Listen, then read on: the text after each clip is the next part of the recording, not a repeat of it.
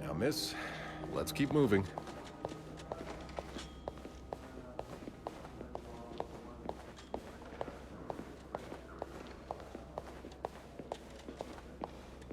It's on your right. Here. No, I'm usually in charge of the second.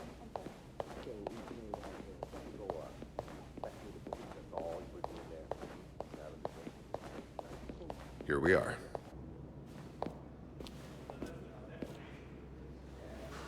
Good luck.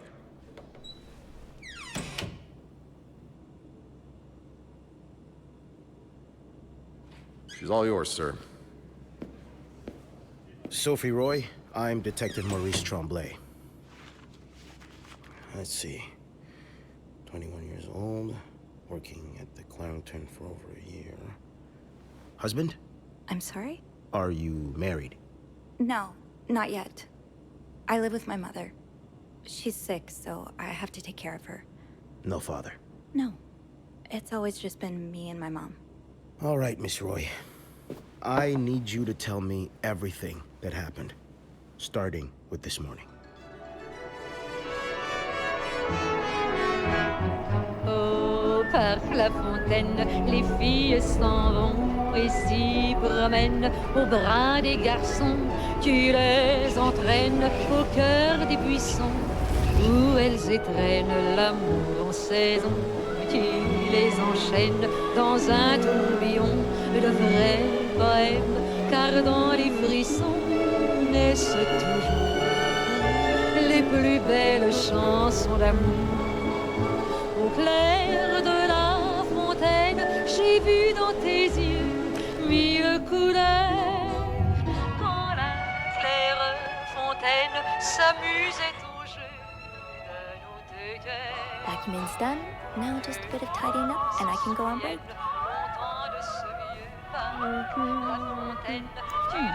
Only menswear. Are you in town for a business trip, maybe? That's a lot of money to owe. Just what did you get yourself involved in?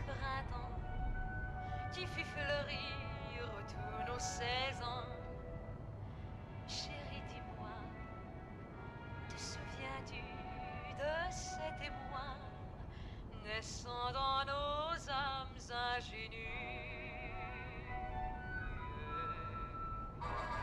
Au parc La Fontaine, comme il faisait bon, lorsqu'en nous-mêmes naissait la chanson, tu nous entraînes dans le vieux buisson, comme aux anciennes saisons, qui nous entraînent dans le tourbillon de vrais poèmes. Nothing like a well-made bed. Les plus belles chansons d'amour.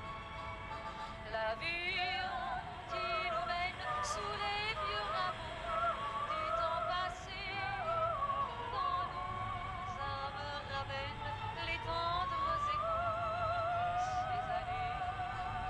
Joli parc La Fontaine, le dernier frisson de ce poème, utile sans façon, mais toujours la vraie chanson de notre vie.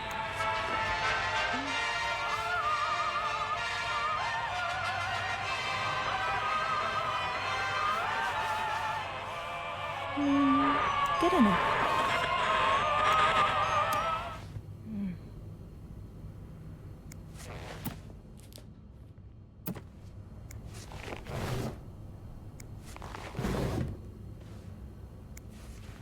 I'm guessing you've seen better days, but you're obviously still important to someone.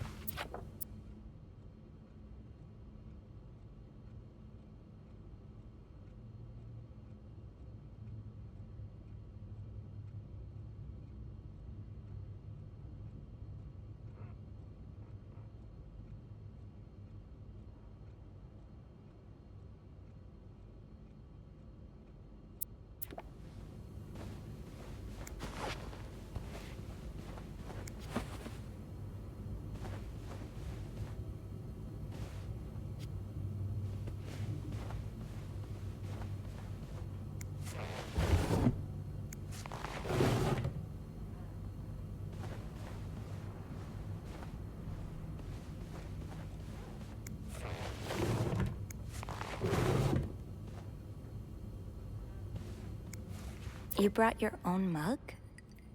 Well, I guess ours aren't quite as complimentary.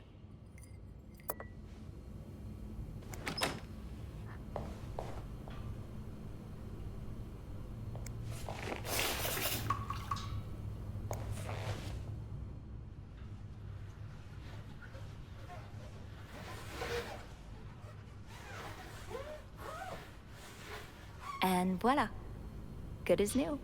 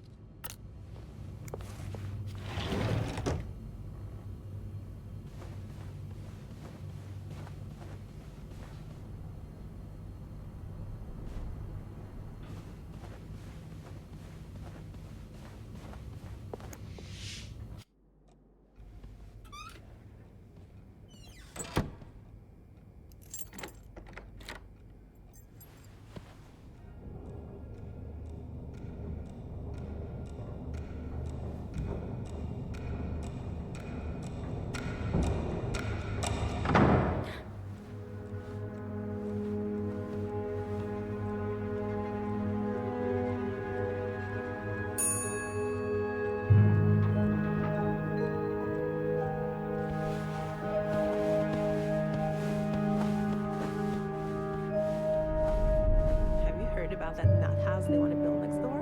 Yeah, it creeps me out. Imagine all the weirdos who'll start hanging around the hotel. I can think of someone who'll feel right at home. Look at her, always glued to that gossip magazine. Do you think she has any real friends? Or is it just Gracie, Joan, and Marilyn? Well, when your own life is that dull, you need to get your excitement somewhere.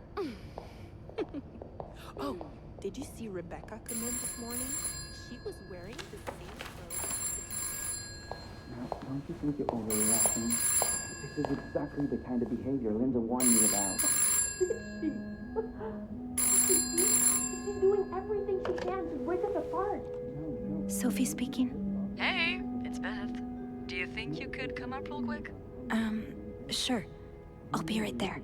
You're right, you shouldn't. Now I realize I've been blind. I was so in love with you that I didn't see. What?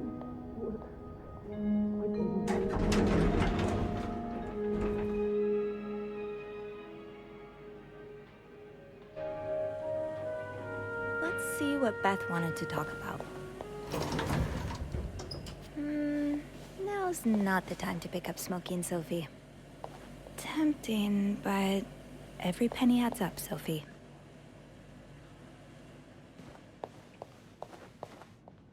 This leak really needs to be fixed. I hope the weather doesn't make it worse.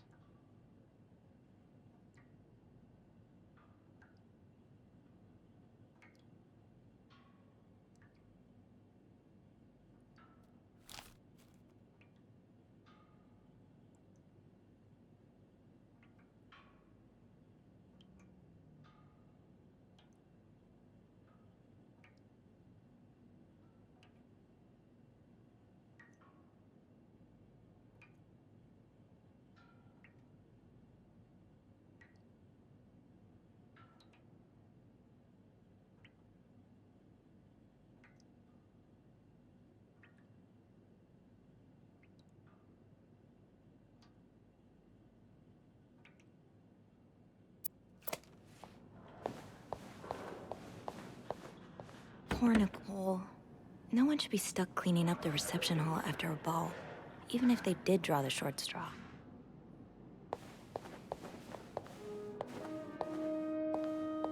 Hey, Beth. Hey there. So, who's sleeping? Sleep what? You were whispering just now on the phone, so I thought maybe Eugene or Bobby were napping in the break room again. Oh, yeah, no. It's Jacques and Wendy. They were, in the middle of something. Ugh, it's so awkward when they start making out like no one's watching. Get a room. We literally work in a hotel.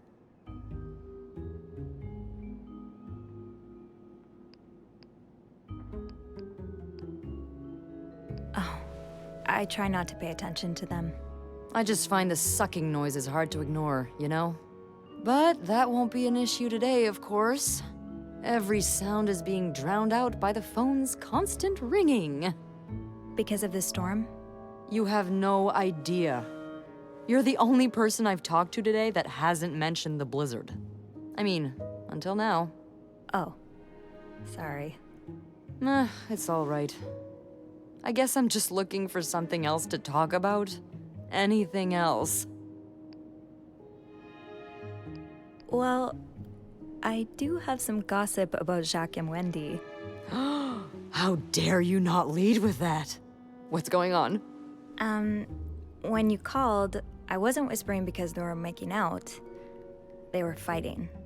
Oh, this is entertaining. I mean, oh no, why? I'm not completely sure, but it sounded like Linda had something to do with it. Ugh, that bitch. Beth? Trust me, she deserves it. I don't get why everyone hates her so much. Linda's always nice to me. To you, maybe, but she's just the worst to every girl she perceives as a threat. A threat? A threat to what? I don't know. Her place as Bernard's right hand, I suppose. So, you're saying I'm not a threat? I'm not saying that. I'm saying Linda thinks that, but that's her mistake. I know there's more to you than meets the eye. Oh. Thanks. So, you said you needed me? My help, I mean. Oh, right. Wanna guess why?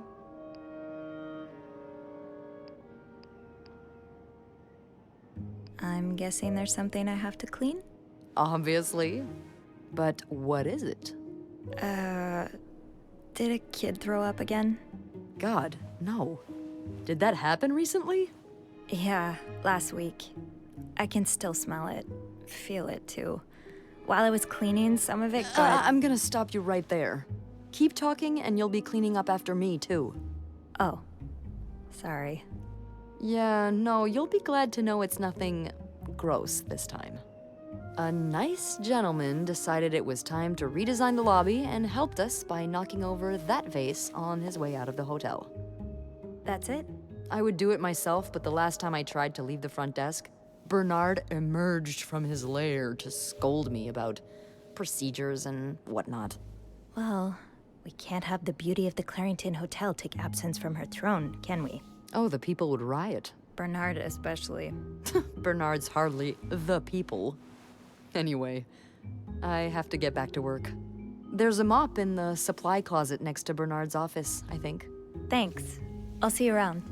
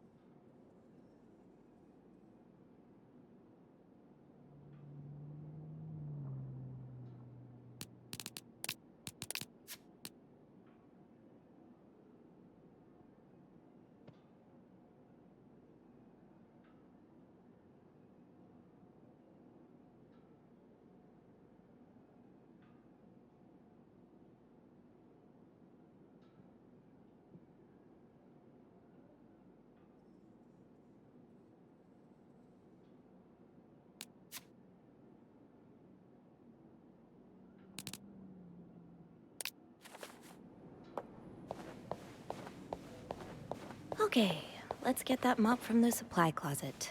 Oh, Jacques. Leaving luggage in the lobby? Are you trying to get Bernard to kill you? Linda, Wendy's great at her job. Guests absolutely love her and... Not just guests, apparently. Oh, God damn it, Linda!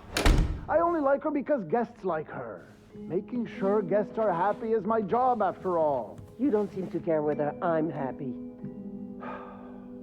Listen, if Wendy wasn't doing her job, that'd be another story, but I can't just fire her without good reason. What if she stirred up trouble among the staff? Would that be a good reason? Curiosity killed the cat. Oh, Andrew. Hi. I'm sorry. I was just... Spying on our manager? No. I heard something, and I... Hey. It's okay. I'm just pulling your leg. I'm sorry I scared you. I'm not used to having people around me while I work. Yeah, you're always working alone up there, aren't you?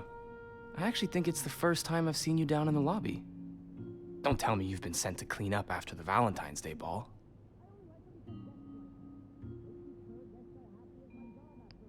I heard the girls talking downstairs. Apparently guests went wild. More like unhinged. Mrs. Wilson almost broke a chandelier, and we kept finding chewed up olives in the weirdest of places. I hope the rooms won't reflect that. I hope that too. For your sake. You must see plenty of weird stuff while you're cleaning. Yeah. What's the weirdest thing you found in a guest's room?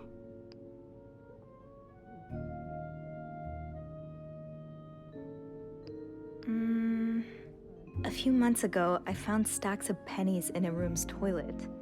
Like, a lot of them. What? And when I got to the bed, the pillowcases were filled with pennies as well. I'm still not sure if that guest simply had a strange way of leaving a tip. Maybe it was a penny robbery. Oh, I better go help Beth. It's hell here with the snowstorm. It's okay. I need to, Yeah, all right. Take care. You too. As if it wasn't enough having to deal with endless letters of advice from Raymond. Raymond? What does he want? He wants to lower room prices. Make sure the hotel stays accessible to everyone. Oh, I can hardly believe you two are from the same family. In the States, you'd be sent to jail for those communist ideas. I hope you're not considering listening to him. Of course not. It's not like I have a choice anyway. With the renovation cost overruns, the hotel's gonna go under if I don't raise prices. Have you tried calling Mr. Weston? I have, but I haven't been able to get through to him. And anyway, the last thing I want is to look like a beggar. It's not begging if the other party's getting something in return. I'm sure the sales at Weston's have gone up since the partnership. I don't know. I feel like he's been avoiding my calls lately. You look so tense today. Oh, that's because I am. I've had this pain in my shoulder. Oh, right here. Ever since I woke up this morning. Let me have a look at it. Abe says I can get rid of even the toughest knots. Abe? Abraham, sorry. Now, come here.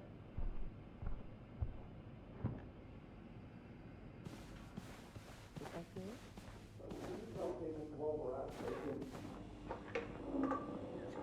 No, Cameron. Stop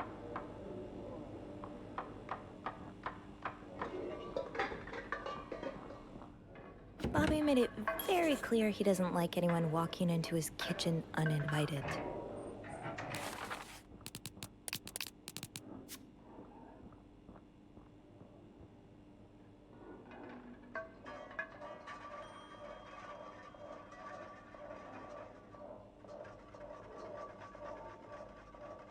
Okay, here's the salmon maple syrup pancakes for the weirdo at table 5.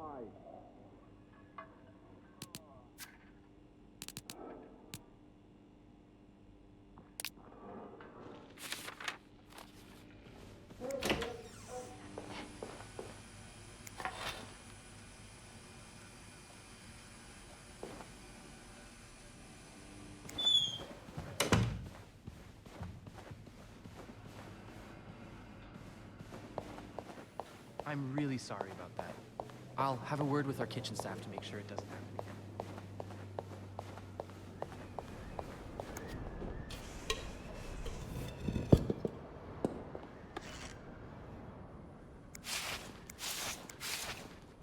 Ew. I better throw that away.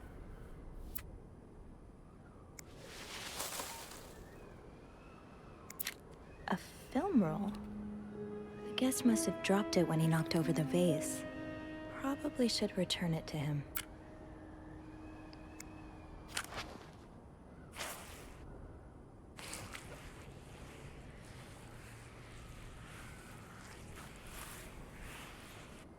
Now I just put the leaves back in the vase, and it'll be like nothing ever happened.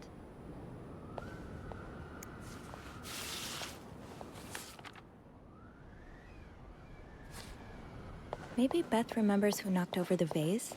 I understand, Mr. Ramsey. I wish I could make the snowstorm disappear. I really do, but sadly, that's not within my power. Beth, who knocked over that vase? Mr. Spade.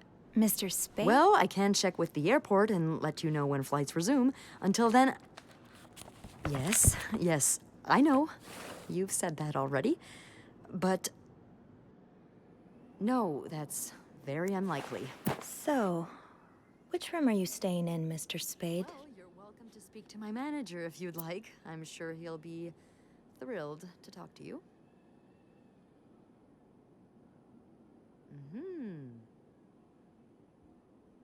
Well, for that, you'd have to talk to my manager's manager. Would you like to contact him? Sadly, he doesn't have a phone. He's a bit of an old-fashioned fella, if you know what I mean. Yes? Room 505. Great. That's on my floor. I can return that film roll without going out of my way. Then you clasp your hands together and think really hard about just how much you want the snowstorm to end. It may help to repeat his name, too. It's, God? G-O-D. I'm sure he'll be... I should go to the 5th floor to return Mr. Spade's film roll. Making fun of you, sir. No, I never dare. No, I'm dead serious. If anyone can make the snowstorm end, it's him. Hello? Sir?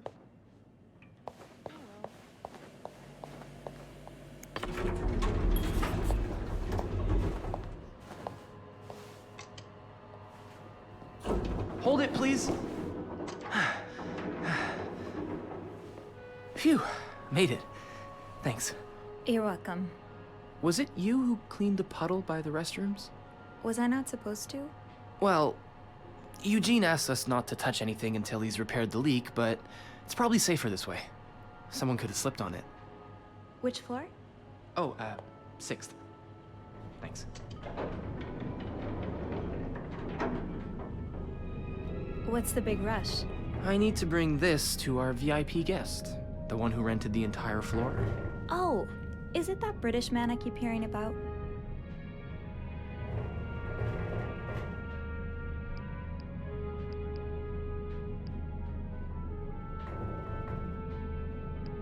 He's sort of a celebrity, isn't he?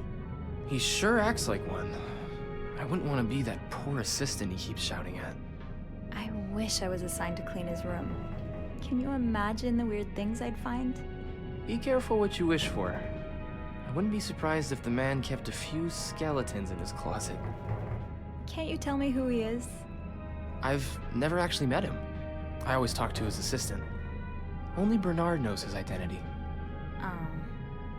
I do have a suspicion, though. Oh? But I'm not sure I should say it. Can't you at least give me a hint? Okay, let me think. Whew. Saved by the bell. Hey, come on. Don't leave me hanging. Let's just say I like to prolong the suspense. Wait, is that the hint? Who knows? Fair enough. Have fun up there. You too.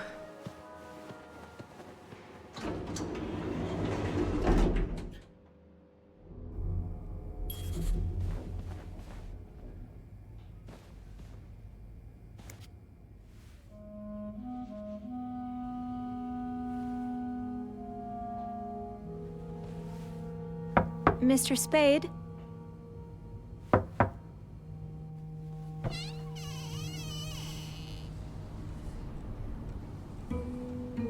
Mr. Spade?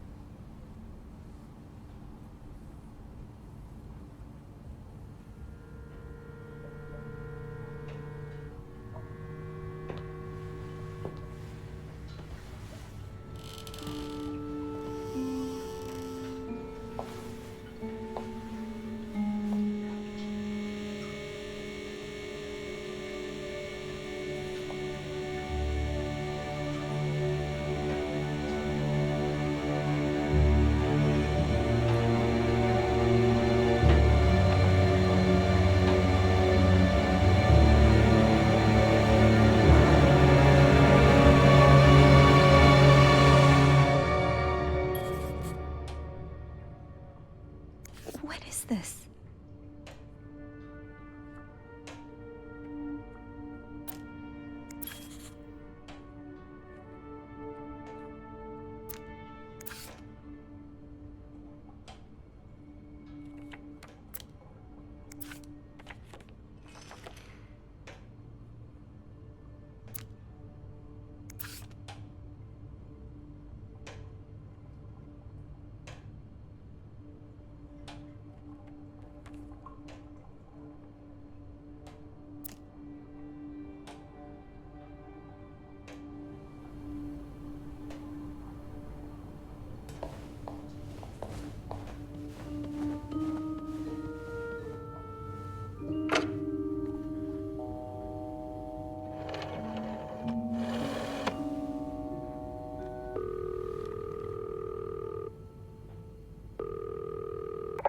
Clarington Hotel reception desk, Beth speaking. What can I do for you on this very fine day?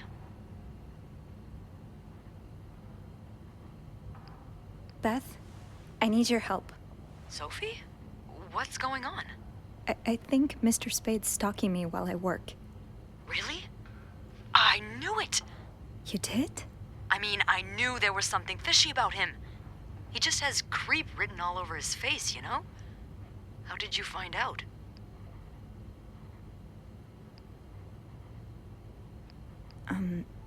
I can't believe I'm about to say this, but sometimes when I clean the rooms, I get a little curious and, you know, snoop through our guest stuff. Sneaky. And Mr. Spade caught you in the act, I suppose? Yes. He took pictures of me. I found them hanging over the bathtub. He set up a kind of dark room. I think we should call the police. No, that's a terrible idea. But Sophie, that man has pictures of you running your hands through people's stuff. But I didn't steal anything. I was just snooping, I swear. I know, but say a client reports something missing, those pictures would put a big red target on your back. I could always throw them out. Yeah, not your worst idea, but you found the pictures drying over the bath, right? Yeah? I'm no photographer, but I've been in one of those dark rooms before. You have? Yeah, I modeled for a while. Anyway, what I'm getting at is, those pictures were developed recently, but it doesn't mean there aren't more elsewhere.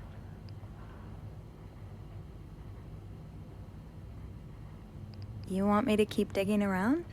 Well, there are pictures of you snooping. So why stop now? Beth?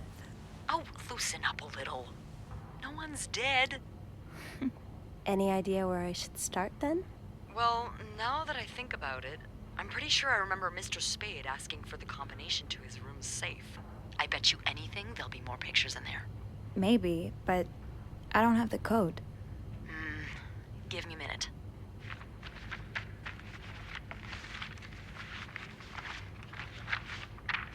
Merde. Those idiots. What?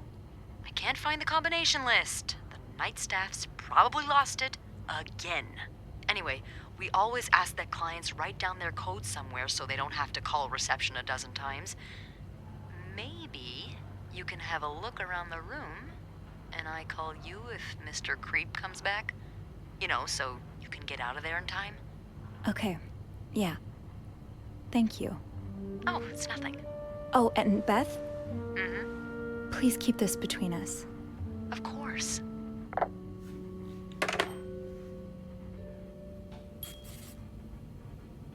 Okay. If reception gave him a code, maybe he wrote it down. Somewhere.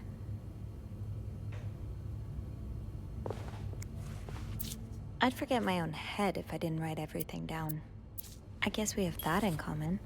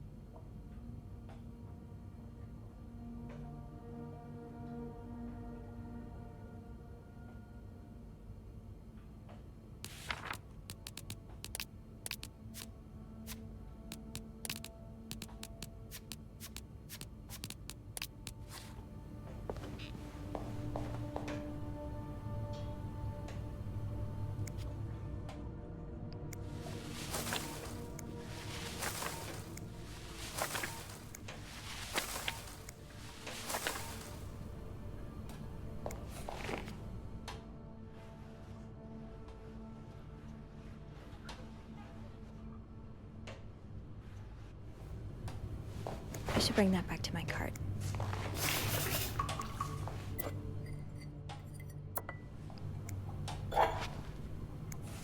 Looks like prescription drugs, but what are they for exactly?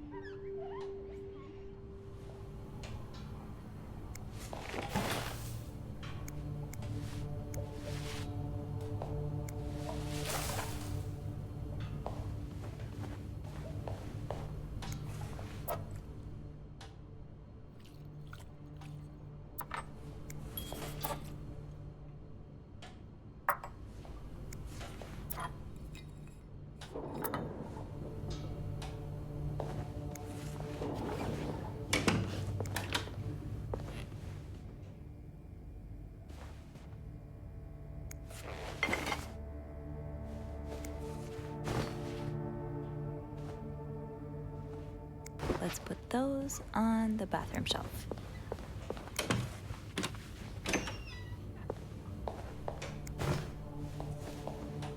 Ah, I left the clean towels on my cart.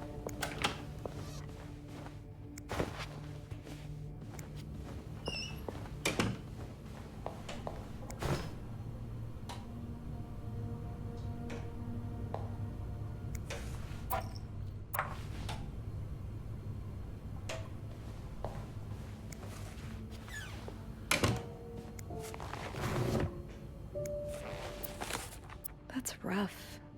How are you supposed to support yourself when no one will give you a job or a place to live?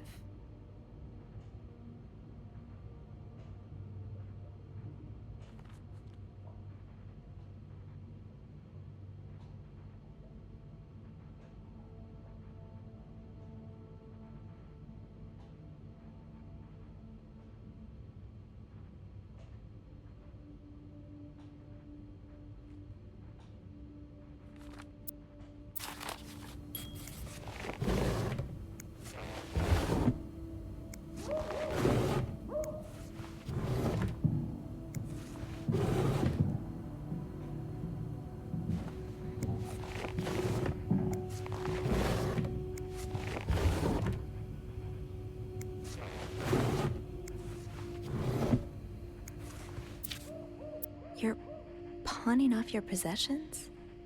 What do you need the money for?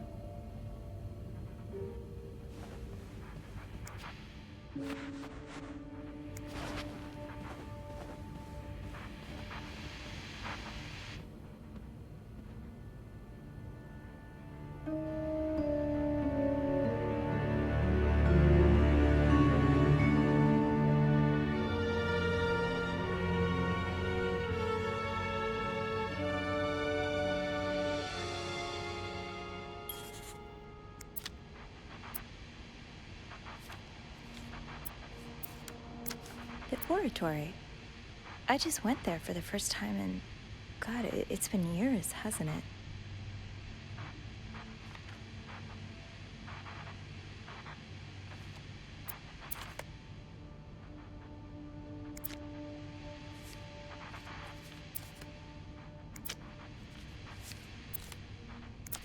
I remember this sale.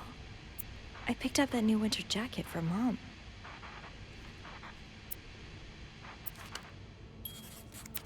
Harry's diner, too. Were we ever there at the same time? You didn't strike me as much of a doodler. You didn't strike me as much of a doodler.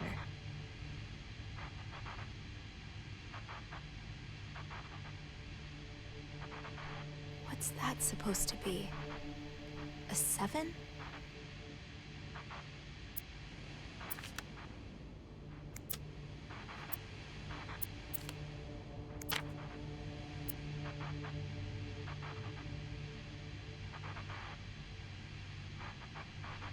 X marks the spot, but there's no way this is just a treasure hunt.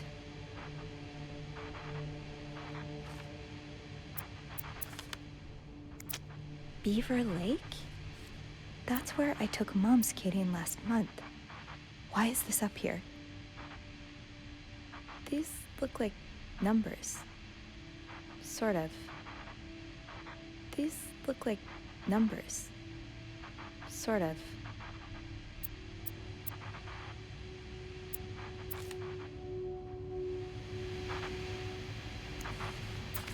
Is this a floor of the Clarington? That's my schedule. Just how long have you been watching me?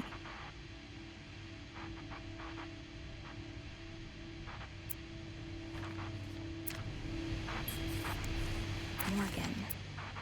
Is that your real name? Why did you check in under Mr. Spade?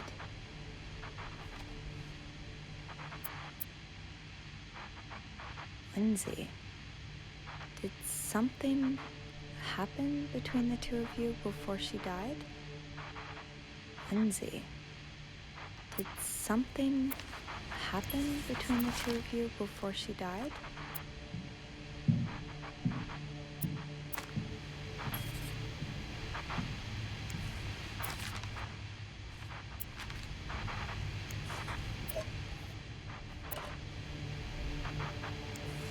One man's trash is another maid's trash.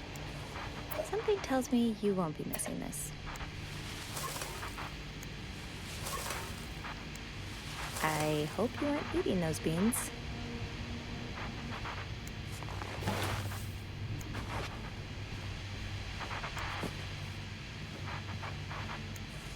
Oh.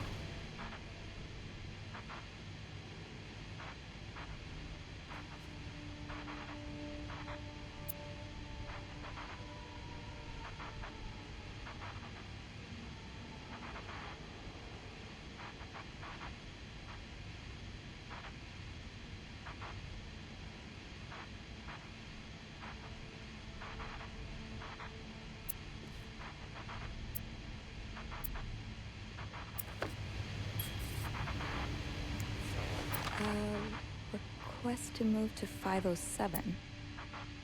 Why did you want to change rooms?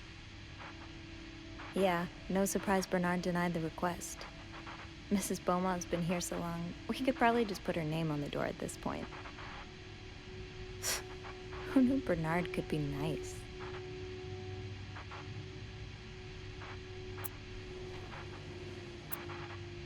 Could that be a reminder for the safe combination?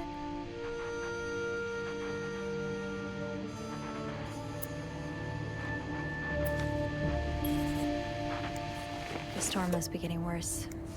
I hope Mom's not too bored without her TV shows.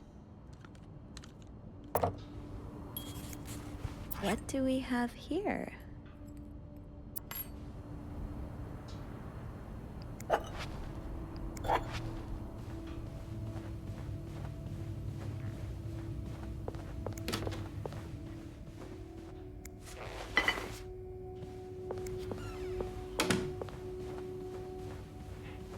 Locked. There has to be a key somewhere.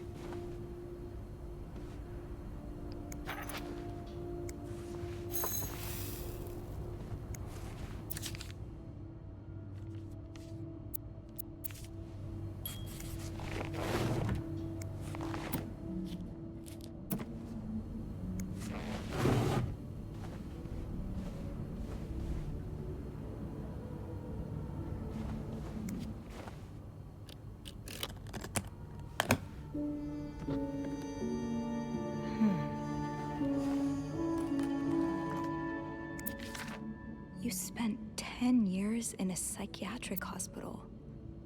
And it looks like you left with a long list of diagnoses and prescriptions.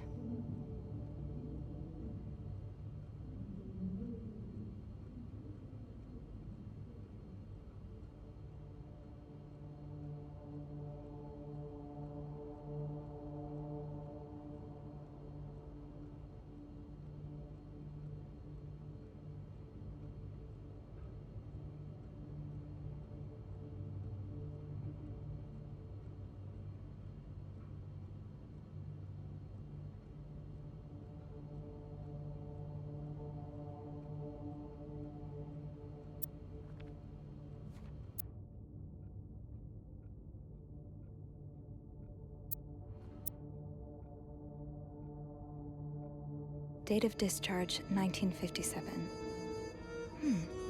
57.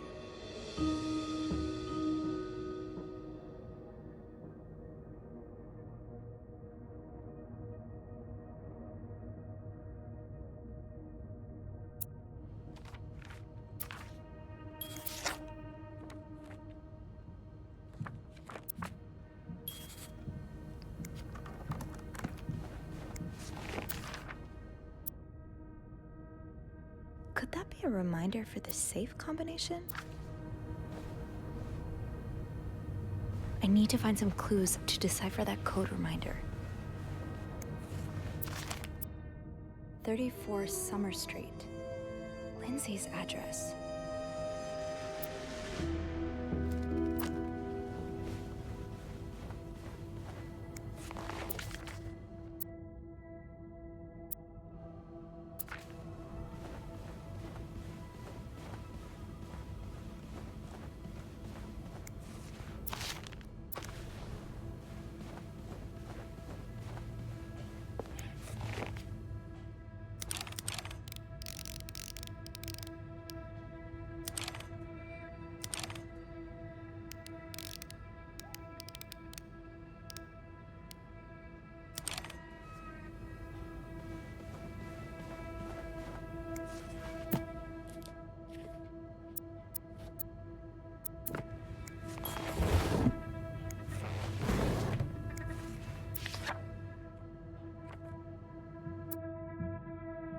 Ninth Infantry Division.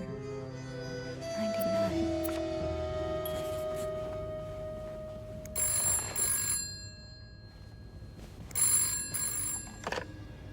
Is he here? What? No. Beth, you said you'd call if Mr. Spada was coming back to his room. Oh, yeah, I did say that. Sorry for the fright. Oh my god, Beth. I nearly had a heart attack when I heard the phone ring. I didn't mean for it. I was just so caught up in the thrill of it all. I had to check in. Did you find more pictures of you?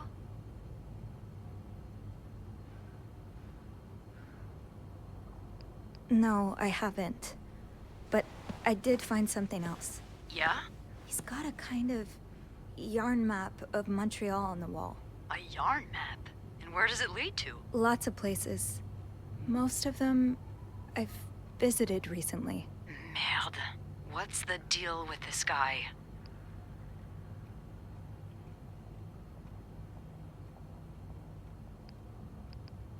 He seems to be in love with this woman who doesn't love him back.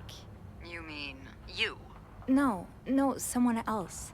I found lots of letters addressed to a woman named Lindsay, but she returned them all to sender, unopened. Are you sure it's love and not obsession?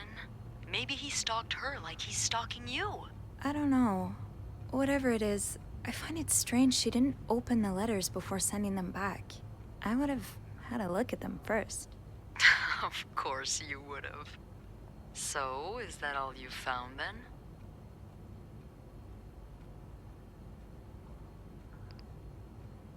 He has this book with, underdressed women on the cover. I don't think Playboy magazine qualifies as a book. No, it's not. It's a novel. It's called, And They Were Roommates. Oh, I see. And I suppose these women on the cover are really good friends, aren't they? What do you mean? Well, if it's what I think it is, it's probably one of those trashy books for men who secretly fantasize about two women getting real cozy with each other.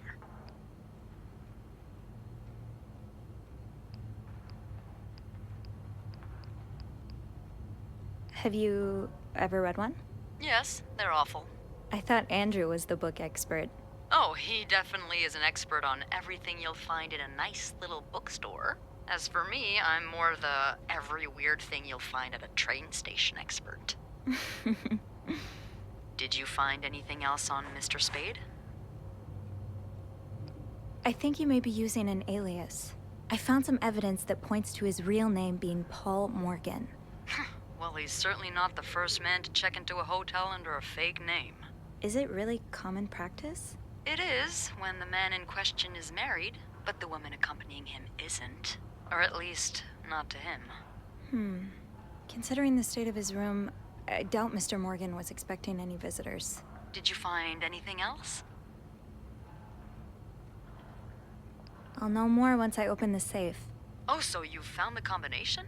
Yeah, sort of. I'm impressed. Well done, Arsène Lupin. What?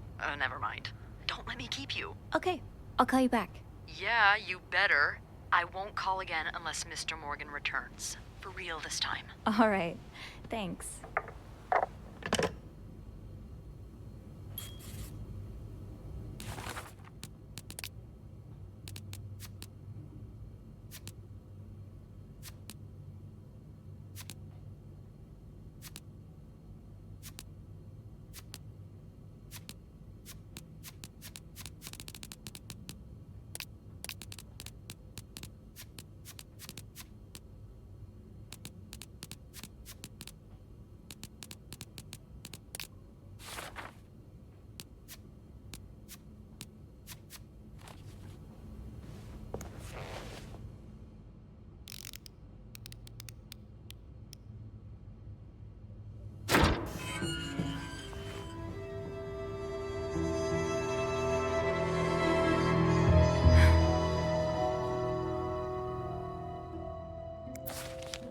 M and H. M and H. Who are they? Are they guests here? That was taken in the lobby.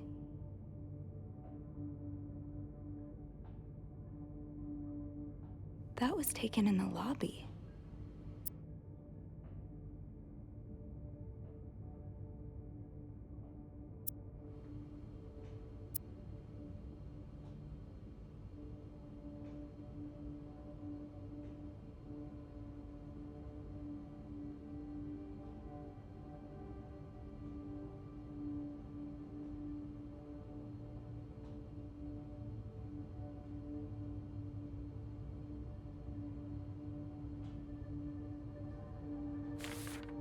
You're going through their trash? You really want to find out what M and H are up to, don't you?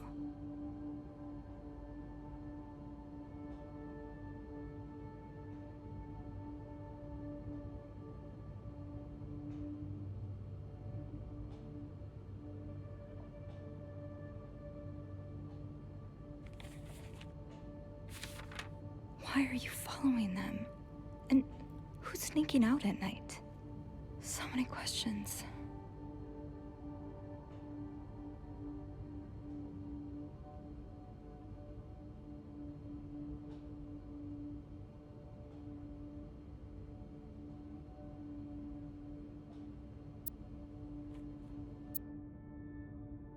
This looks like Beaver Lake.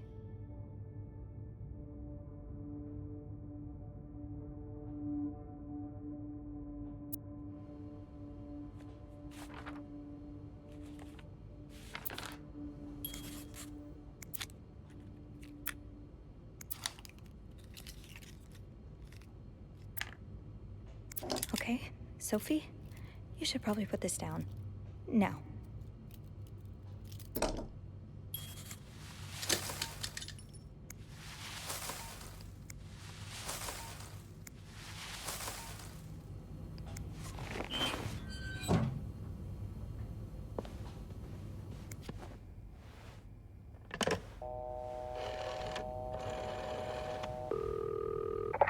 Clarington Hotel reception desk, Beth speaking. It's me. Oh, hold on. Andrew. Andrew. Cover for me, will you? What's going on? Hey, Tintin. Just do it. Sorry about that. So, I take it you opened Morgan's safe?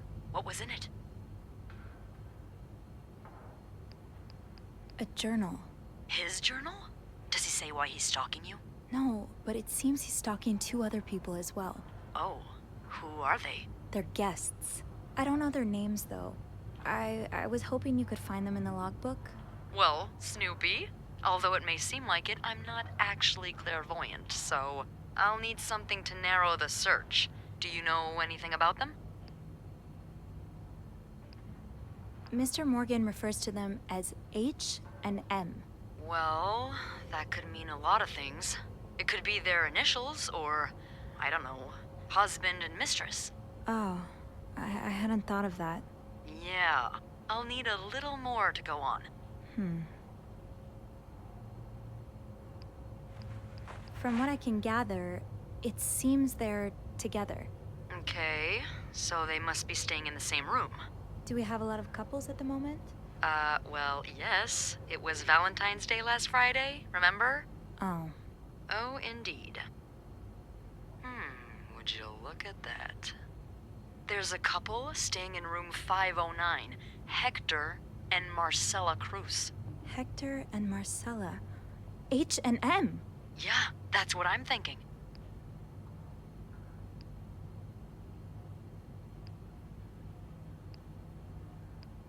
Do you know anything about the Cruzes?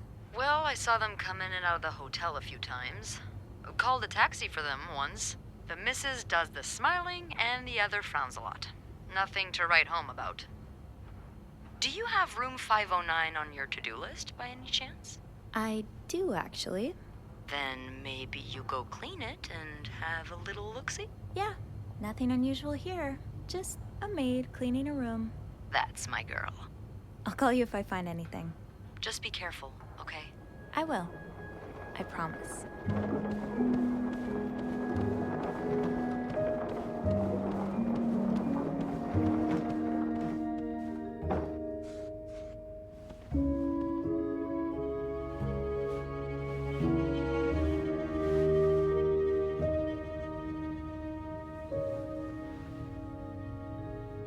I must have forgotten my keys in the break room again. I'll need my keys to enter room 509. I should probably check the break room. Linda's been putting these everywhere lately. It's weird that Bernard allows it.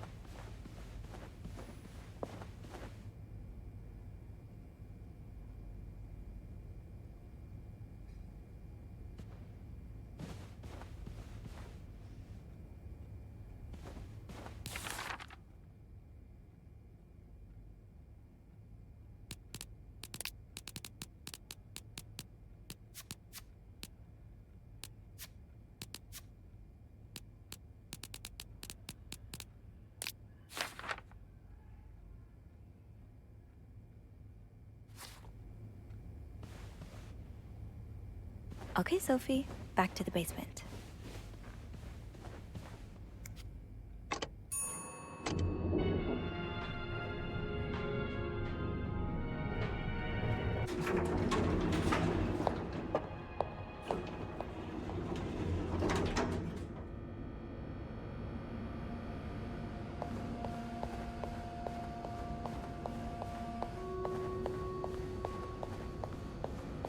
Shoot, it's locked.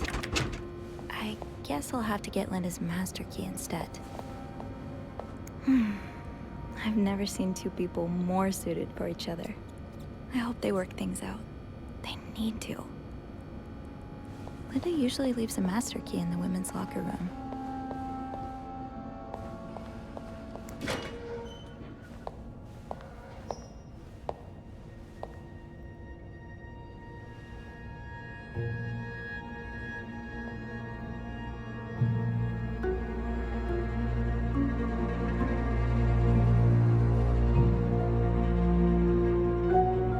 Hypocrite bitch? What did Linda do? And to whom?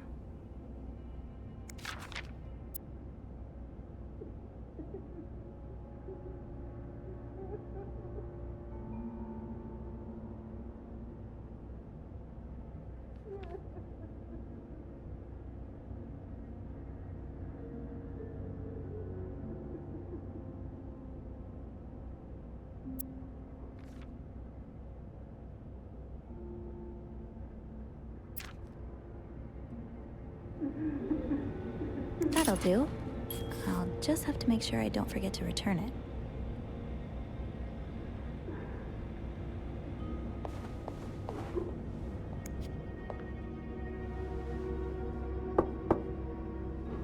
What is it? Wendy? It's Sophie. Are you alright? Do I sound alright? No, I guess not. Just leave me alone. I don't want to talk.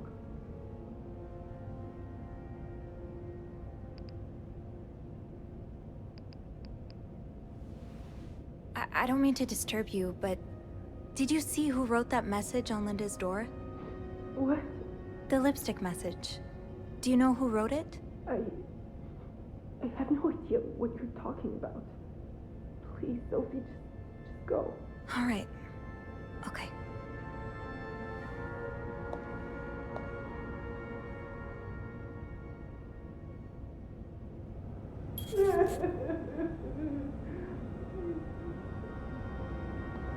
Come on, keep your secrets, locker. It's locked.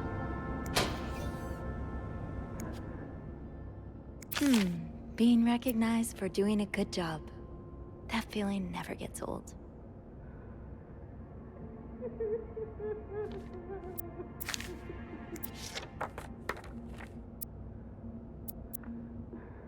Haven't gotten any tips so far today.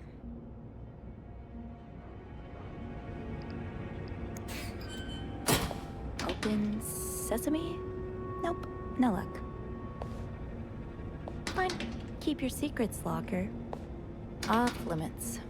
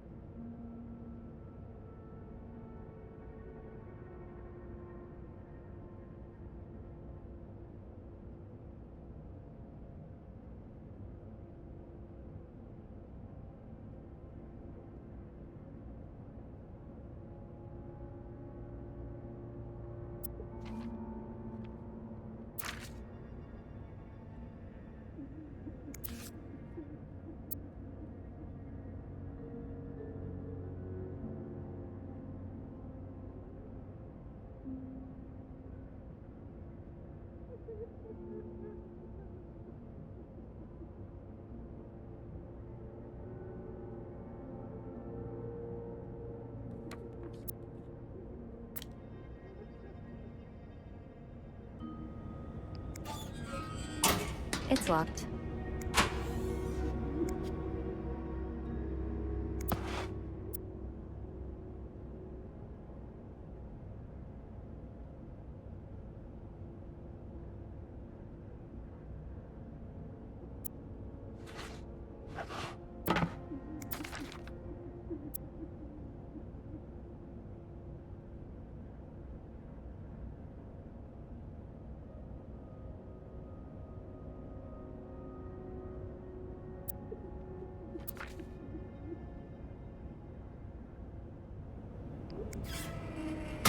Off limits.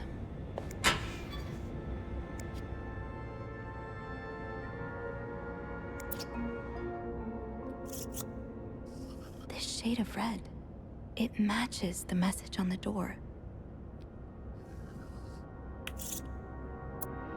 This goes beyond constructive criticism. It's just a personal crusade.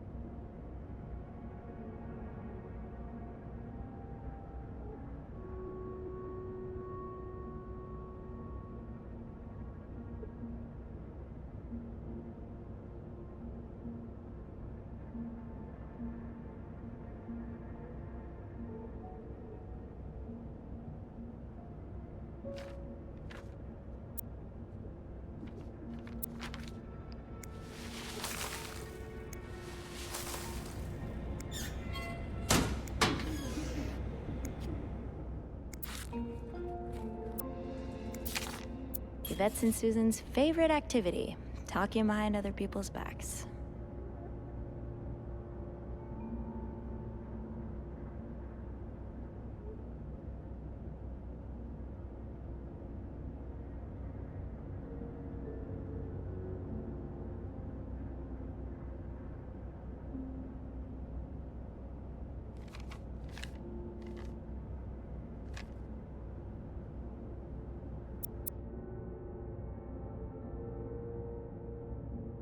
What could I say?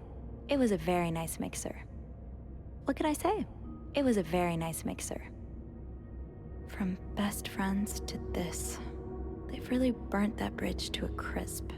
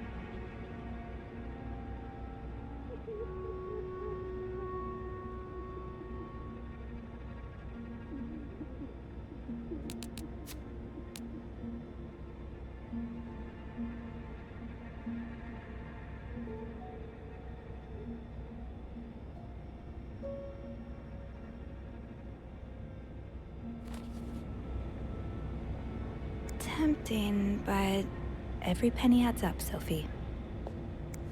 To be tossed aside by your best friend like that? Oh, Wendy, that's a special brand of heartbreak.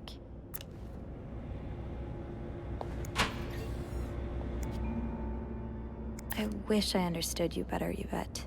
You and Wendy had such a close friendship. Why throw it all away?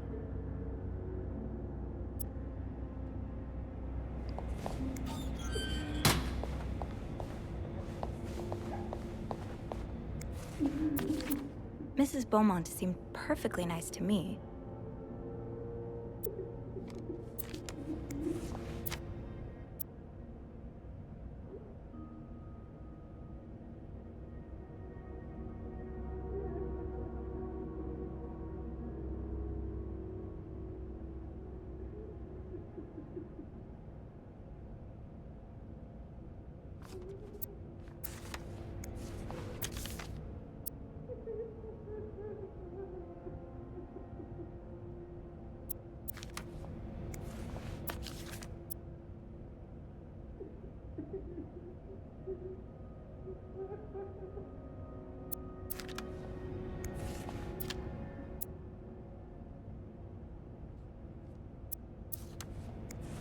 Linda, you're not even trying to hide the daggers in your eyes.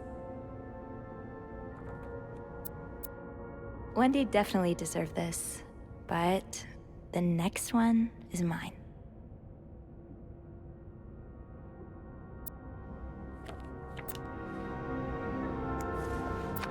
Oh, Andrew. I hope someone here shares your passion for reading.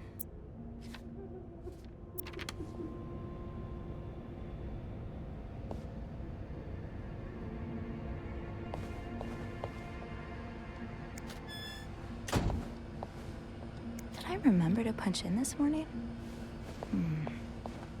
Rebecca's had her hands full lately. I hope she's doing okay in there. I should be able to open 509 now. Back to the 5th floor.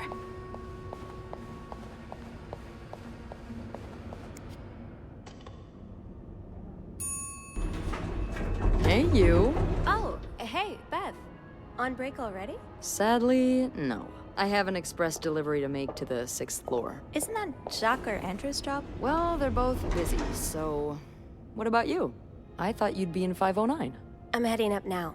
I just had to grab Linda's master key before I could continue our investigation. Oh, I see. Well, this has been quite the day so far, hasn't it? I can't remember the last time work was this interesting. Yeah, that's definitely one way to put it. That's not all, though. I was looking for my keys, and I heard someone crying in the bathroom. Well, it's not a day at the Clarington if someone hasn't broken down in tears. Who is it? It's Wendy. She's pretty upset. Oh, any idea what happened? I think Linda got to Jacques' head, and Wendy hit back by writing "hypocrite bitch" on her door. Of course she did. It's been a long time coming. Linda's been treating her like her personal punching bag as of late.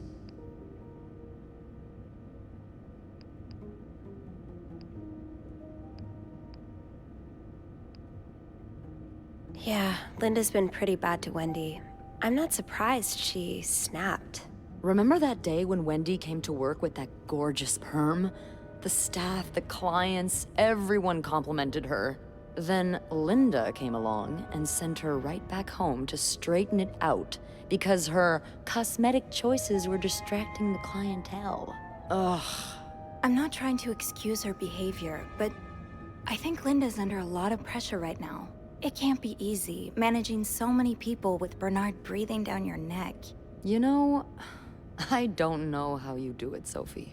Maybe it's because my empathy only goes so far, but I admire that you're able to feel for just about anyone. I like to put myself in other people's shoes, especially if they're people I find fascinating, like you. Wow. The way you turned that compliment right back around at me was masterful. Well, this was a lovely chat, but I better see if Eugene is around maintenance. Hopefully he can help me find this thing for our esteemed guest. Yeah, we both got a lot on our plates today. I can't wait to find out more about our friends H&M. Take care. You too.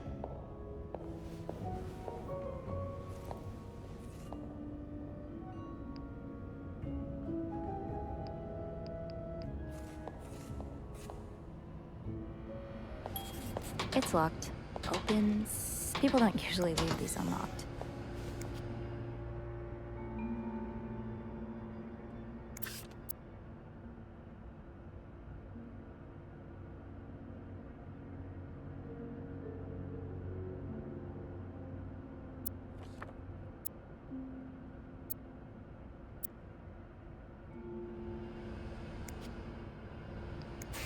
Fine. Keep your secrets, locker. Off limits. The way they look at each other, you can tell it's the real deal.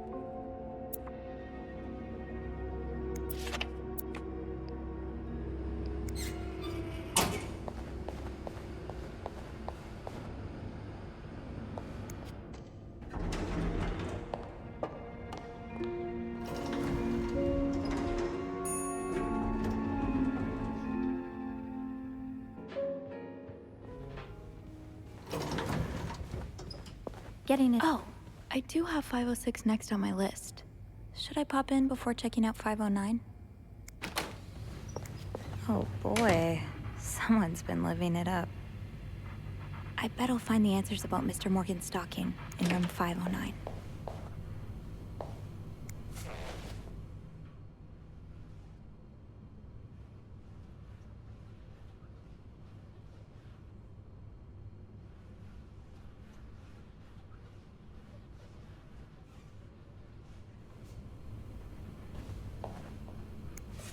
What's the story behind this?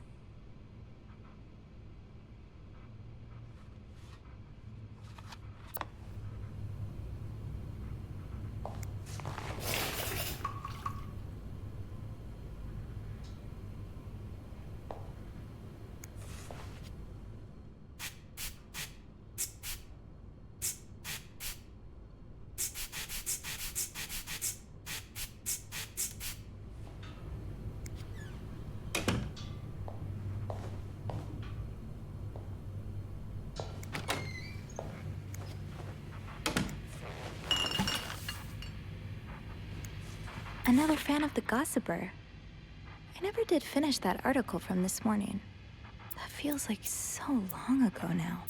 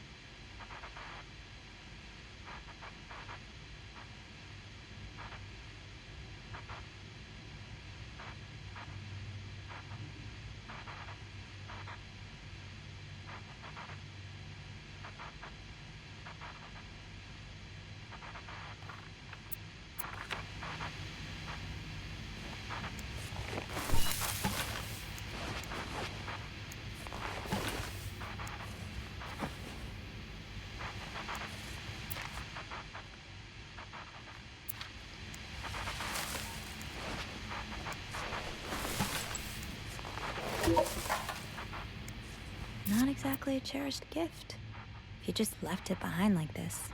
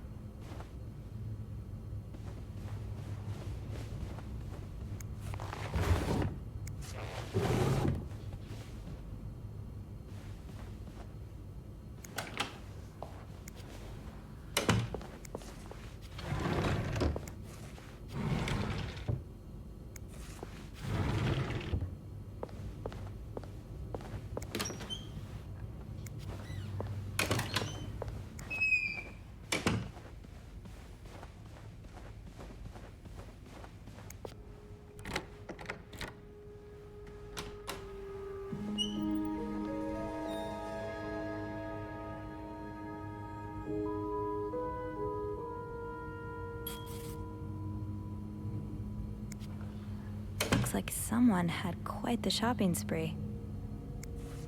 More work for poor Rebecca. Hang in there, Reb.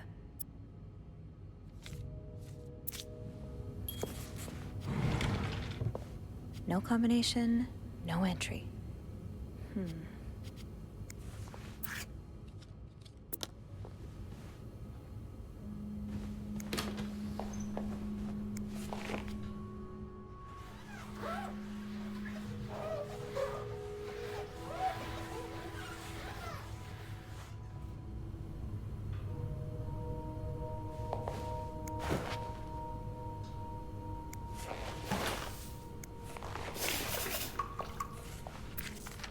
These are lovely. I wish you'd had more confidence in yourself.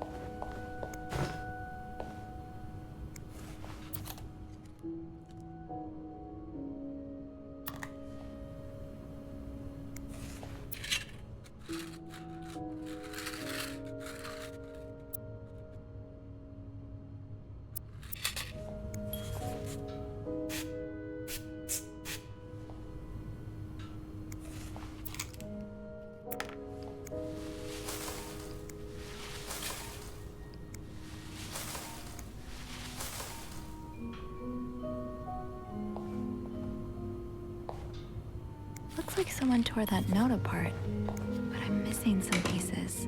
I can't make out what's written. What were you apologizing for? And were you forgiven? I'll hold off on throwing this out just yet. The food's practically untouched.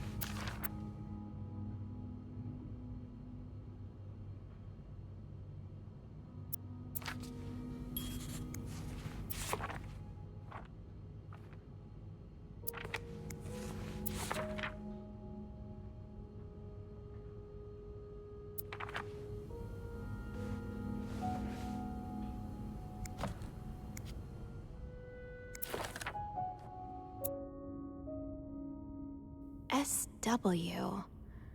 Looks like you had a few appointments with him, Mr. Cruz. Or her.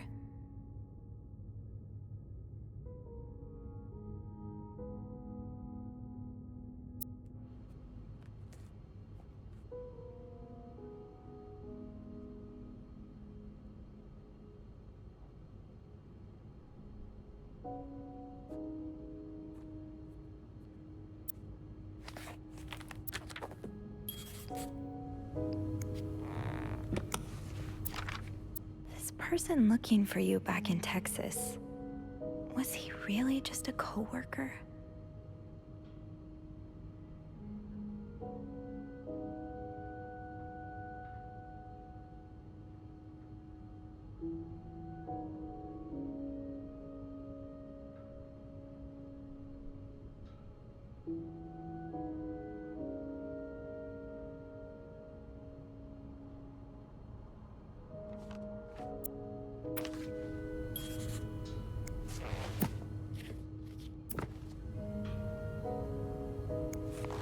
Wow, you look like a couple out of a magazine.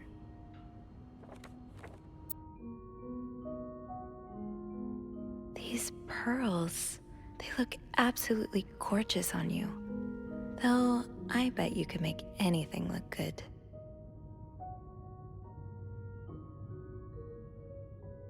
These pearls, they look absolutely gorgeous on you. Though, I bet you could make anything look good.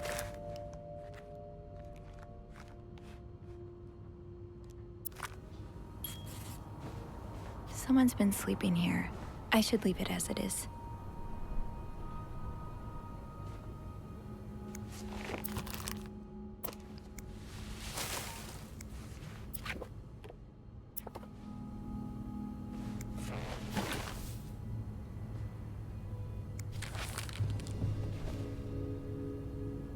Maybe I'll find more of those torn paper pieces.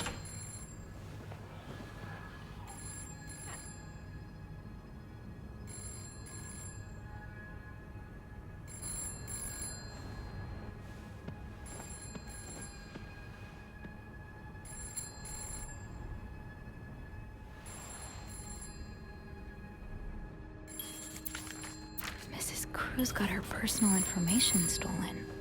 Is Mr. I should wait till I have more to report before calling Beth. I should wait till I have more to report before calling Beth.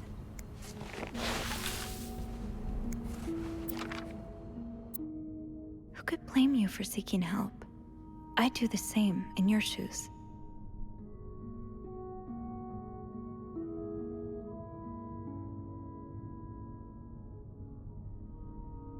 These scribbles don't look random, but I can't figure out what they mean. Who could blame you for seeking help? I'd do the same in your shoes.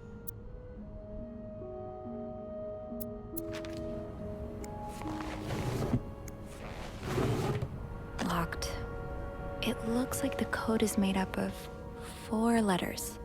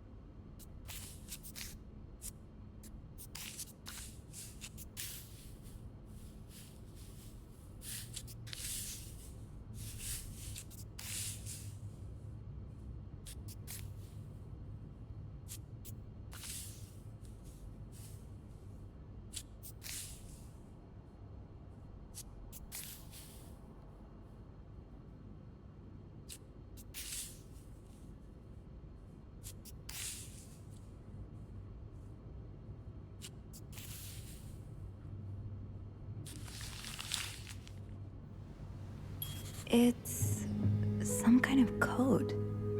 Could I break it?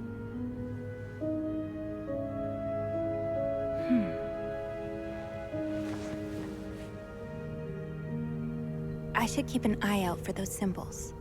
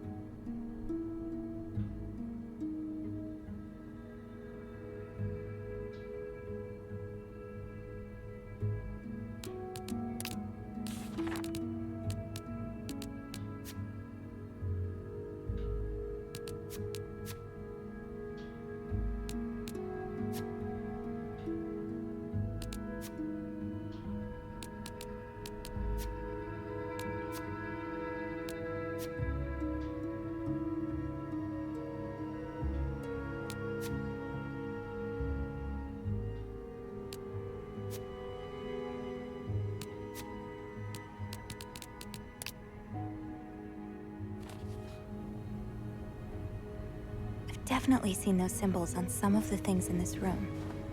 Maybe I should take another look around.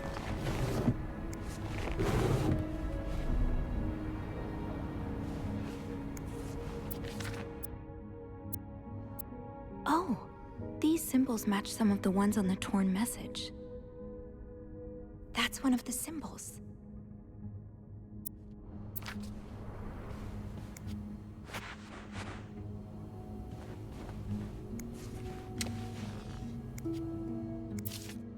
Am I reading this right? The account's been emptied. You don't see someone withdraw $5,000 every day. Just what could have made you empty out your entire bank account? Aha!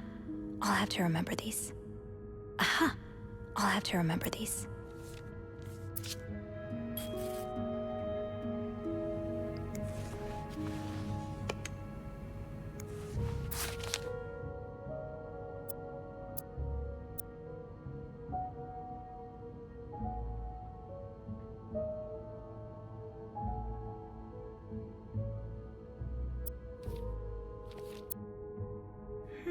Yeah. I think these match the symbols on the papers I collected. Yeah. I think these match the symbols on the papers I collected.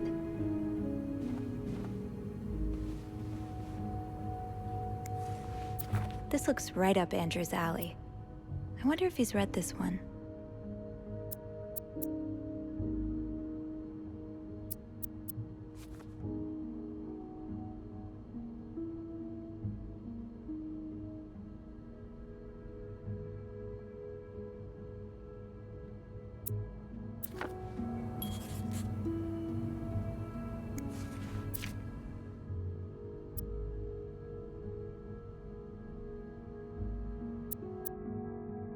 Yes, these are part of the same set. I think I can use this. More of these symbols. Just what I was looking for.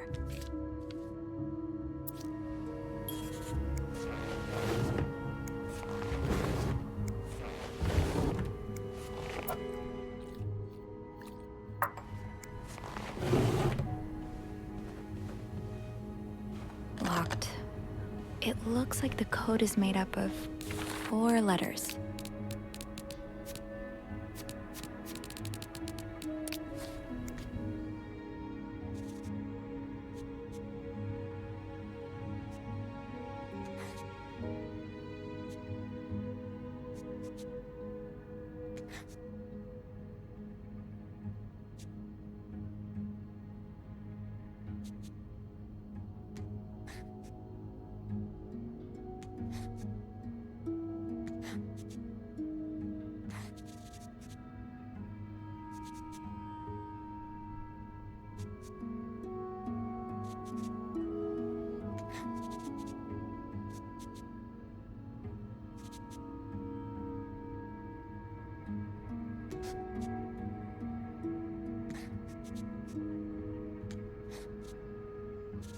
That yarn map Mr. Morgan has on the wall of 505. Weren't there some peculiar doodles? Symbols, maybe.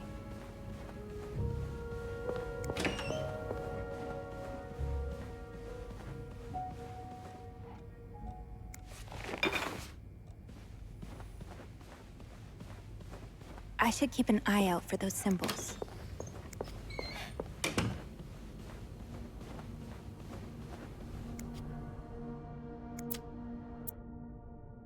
Yes, these are part of the same set. I think I can use this.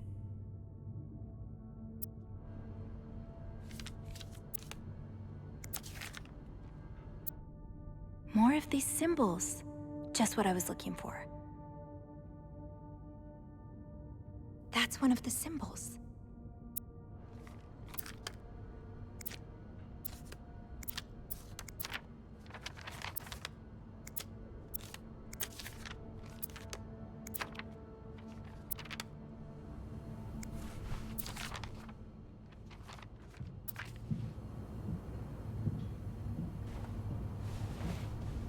I've definitely seen those symbols on some of the things in this room. Maybe I should take another look around.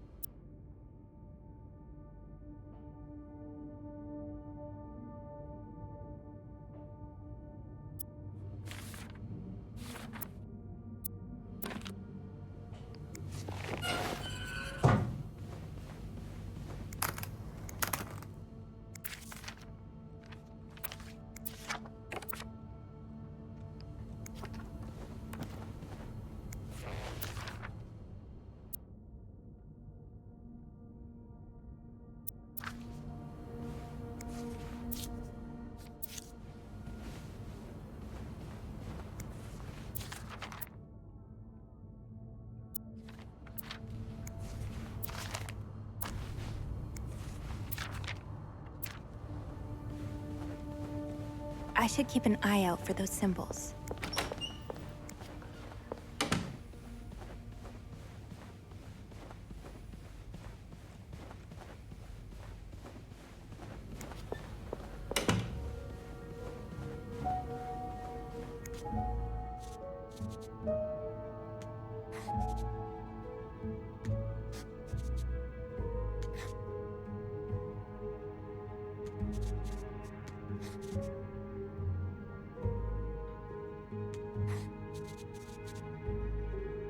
I will leave notes in the vent next to your room.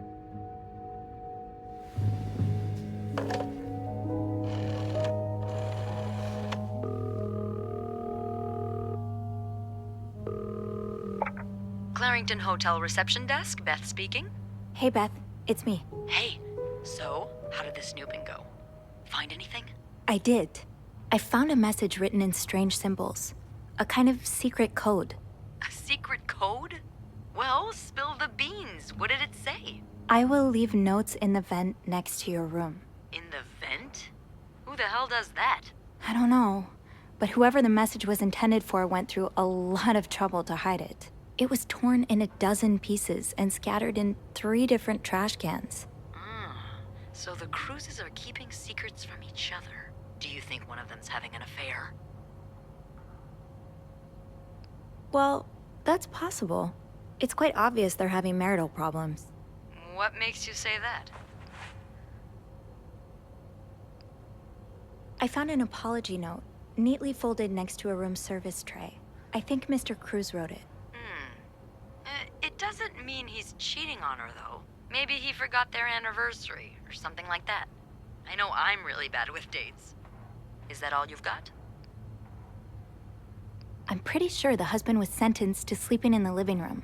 I found a pillow and some sheets on the couch. Oh, yeah. Then he's definitely having an affair. Mrs. Cruz found out, so he tried to apologize, but she kicked him out of the bedroom anyway. What do you think?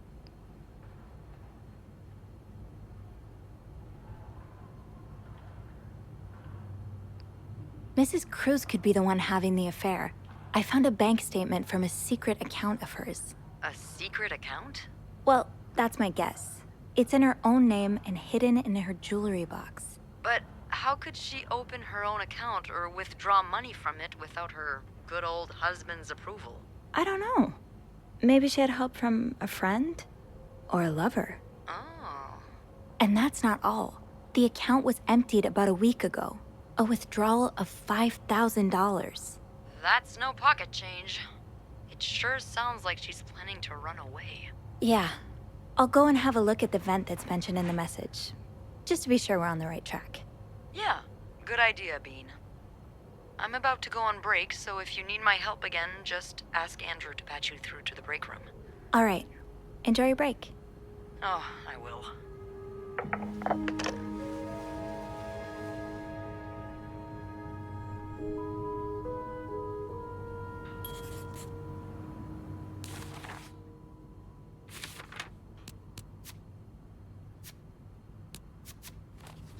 I will leave notes in the vent next to your room.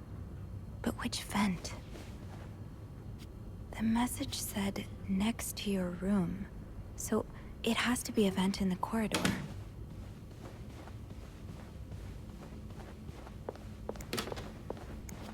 Sure. It could have been on my door for a few minutes. Or an hour. An hour? Christ. How did they even get that letter? Wendy must have gone through my trash. Wendy? What's this obsession of yours with her? It's not an obsession. I know she did it. Linda. To get back at me. She thinks it's my fault Jack broke up their engagement. Do you have any proof? No. But it's her. I'm sure of it. Now that's enough. You know what I think?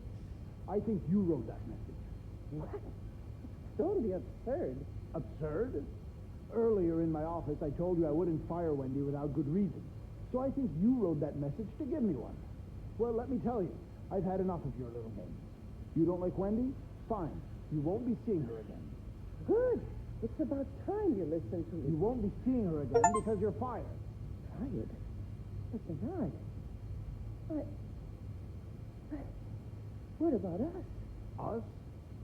There's no us. Take your things and leave my hotel. Oh, no. Oh.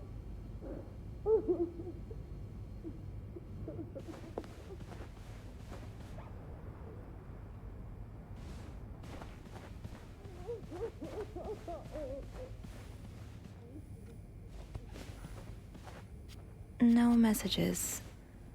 Let's try another vent. I can't see anything in there.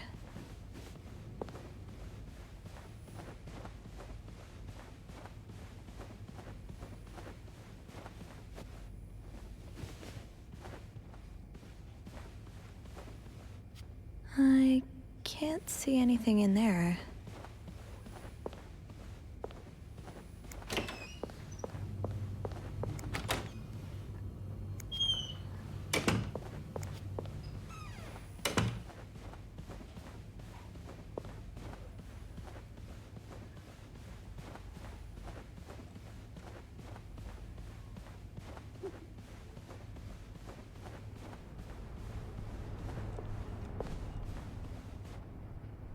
Blocking the stairs seems dangerous. What if the elevator breaks down again? Blocking the stairs seems dangerous. What if the elevator breaks down again? Looks like plaster for the renovations. Better not play with it.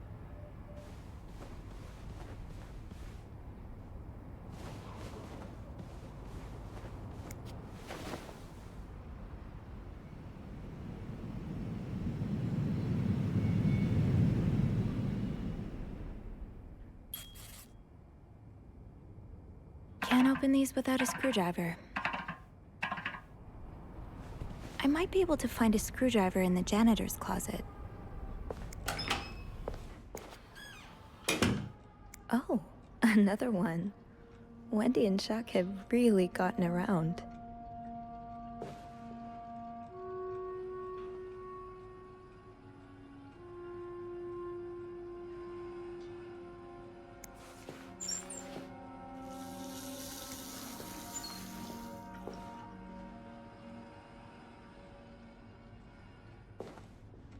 Eugene's a pro at fixing the fuse box whenever there's a power outage. Huh, this must be Eugene with his daughter. He looks like a caring father. Oh, Eugene. I had no idea.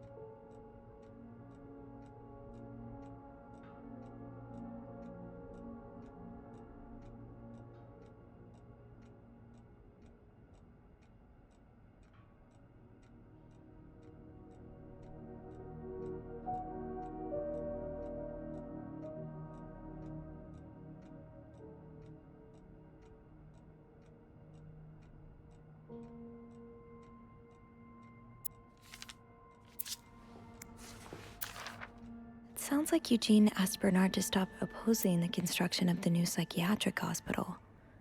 And Bernard was Bernard.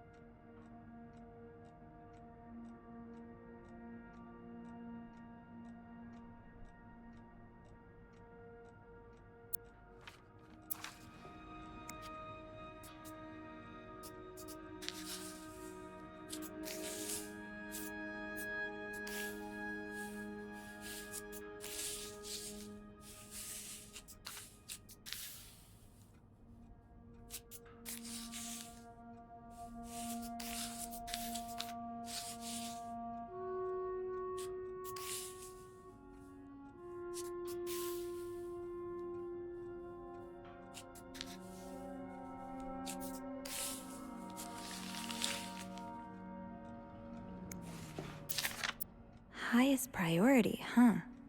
That means Eugene's probably working in Bernard's office right now. Wait, Sophie, you don't need these. Be careful. It's a slippery slope towards becoming a hoarder. Shoot, no screwdriver. What's life without a little challenge?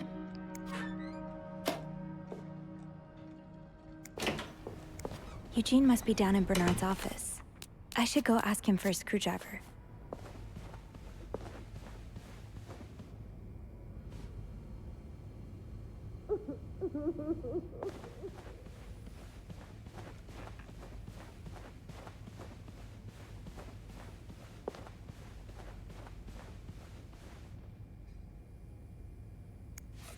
This must have been so much fun.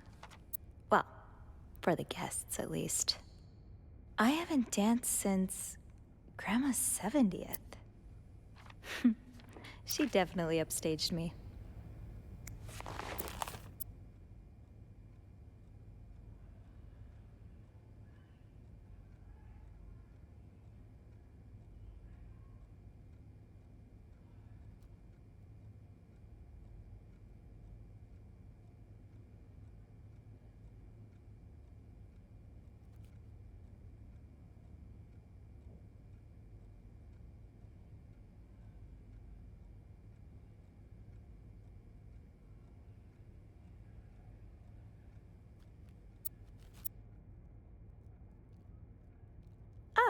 My new home, according to Suzanne and Yvette.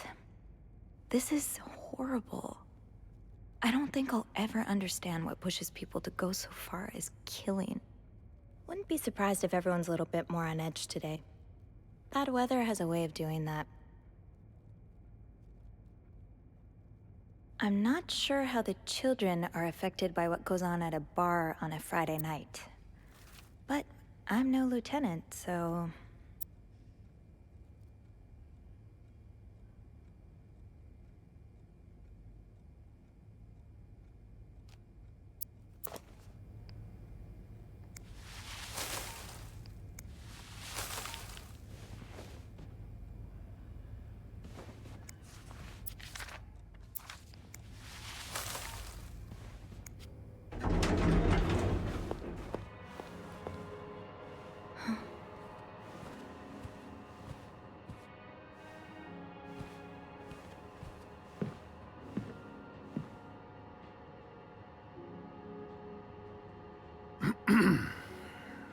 It's, Miss Belivet, isn't it?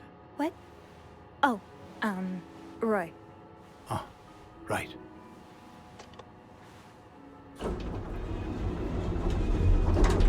You're the one who took last week off, aren't you? You had to, take care of your sister, I think? Mother. My mother. She's very sick. No, I hope this doesn't become a recurring thing. I need to know I can count on you. I understand, sir.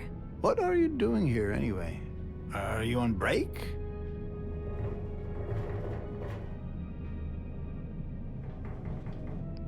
Yes, I am.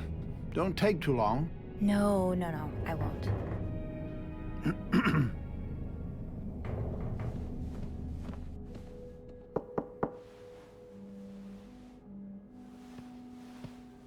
Well, don't you look mischievous. Hey, Bean. If you're planning to give Bernard a good scare, sign me up. No, I'm looking for a screwdriver. For the vent. Linda asked Eugene to fix Bernard's window. Oh, I see. Eugene? What the hell? You'd better go and take a look. I'll stand guard by the elevator, and make some noise if I see Bernard coming. Okay, thanks. I'll be quick.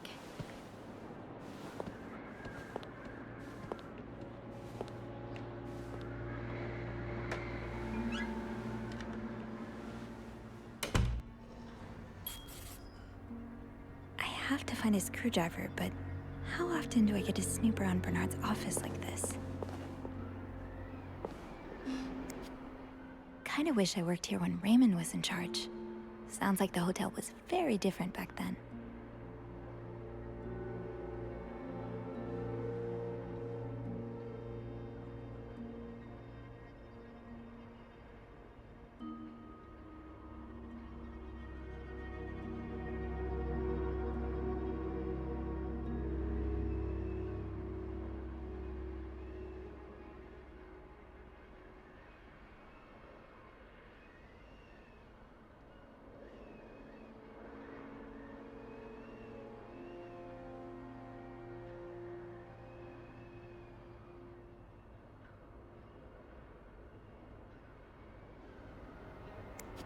Well, just look at these distinguished gentlemen.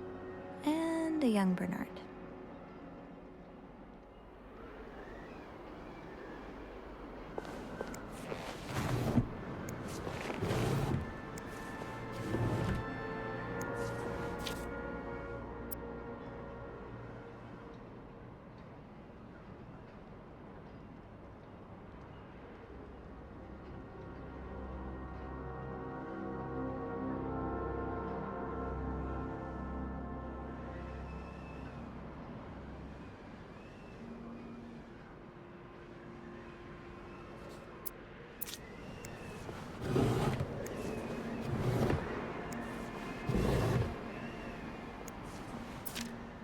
This does not look like a nice brotherly check-in.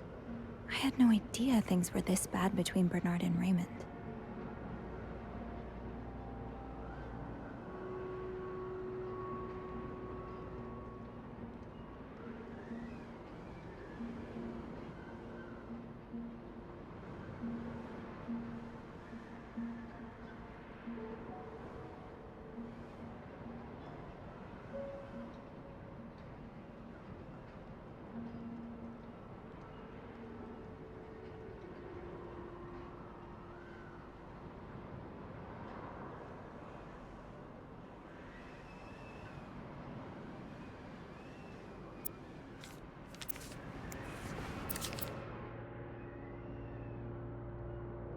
Oh, Bernard. So close to doing something altruistic, but here you are holding it over your brother.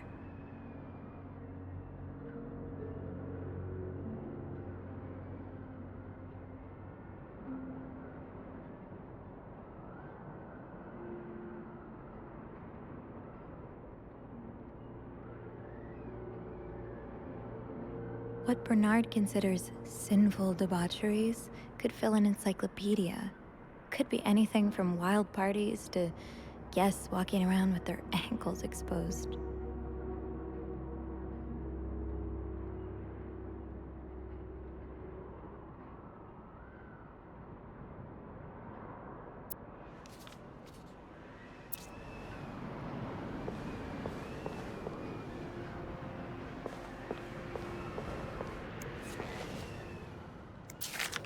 Opposing something that could help so many people just because it's close to your hotel? This is ridiculous.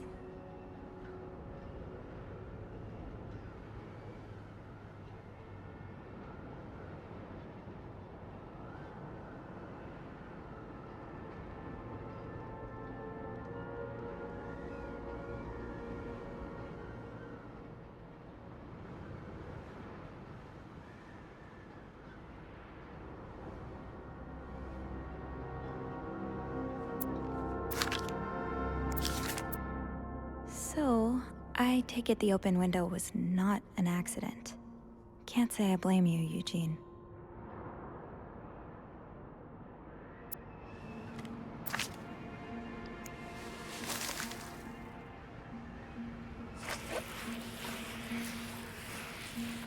Aha!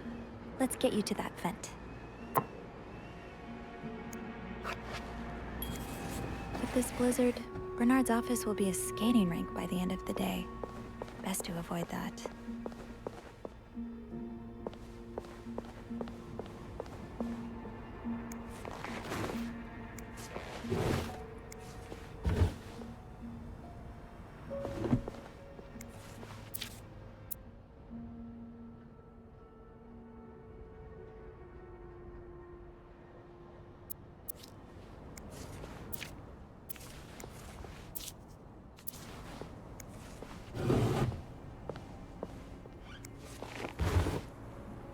Ew.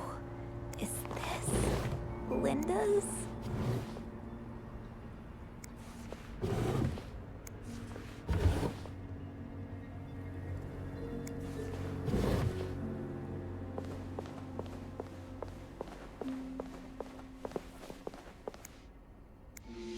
Surely your break is over by now. No, it's not. I came by here not too long ago, and Andrew was already covering for you. That's because I was in the ladies' room. That's no excuse to... It's my time of the month. You're married, aren't you? So you know how it is. I have to go more often, and sometimes I stain the furniture, and don't get me started on all the... That's enough details. Miss Belivet, what were you doing in my office? I was looking for a screwdriver to fix a loose vent. A loose vent? Well, that sounds like a job for Eugene, doesn't it? And why on earth would you look for a screwdriver in my office? I thought Eugene might be there. Well, I don't ever want to see you in my office without permission again. Am I clear? Yes, sir. Mr. Drake has asked to see you. Again? God, he just can't get enough of me, can he? Just indulge him. Apologize one more time for Friday's mishap. Do whatever needs to be done. We cannot afford to lose such loyal guests. Okay, fine.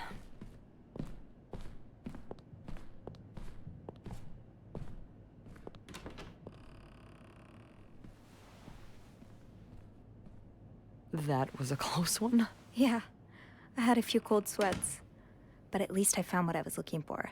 Good. Well, if you need me, I'll be attending to the whims and worries of our entitled client... guests. Don't be a stranger.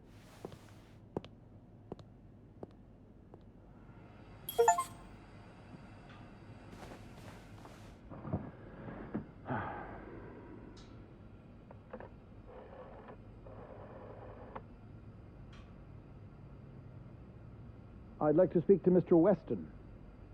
It's Bernard Leduc from the Clarington. Yes, the hotel. All right.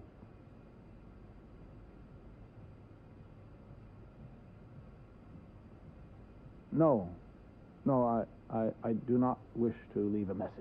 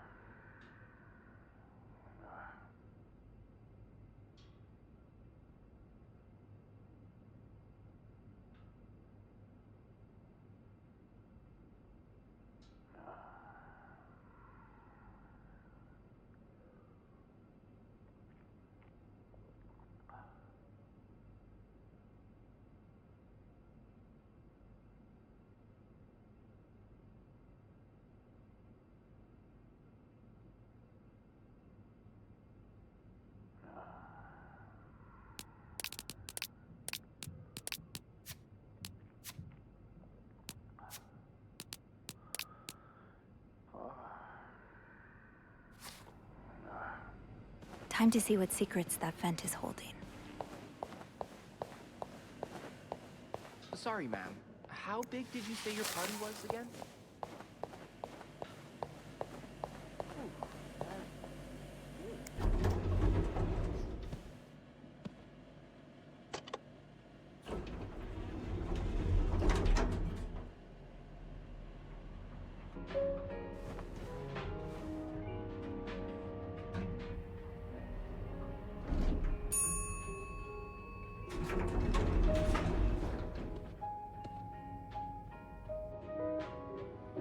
All right, let's open the vent.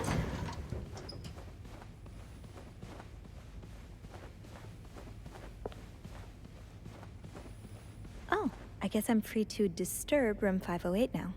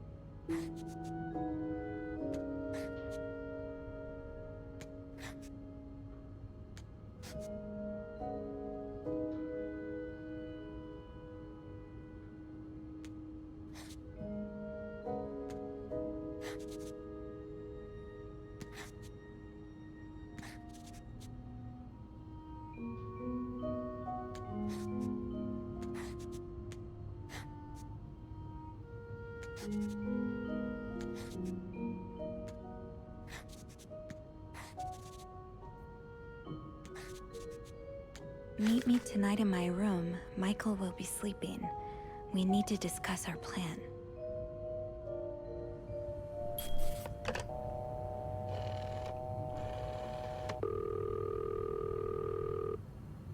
Clarington Hotel reception desk, Beth speaking. It's me. Oh, hello, Bean. Anything new to report?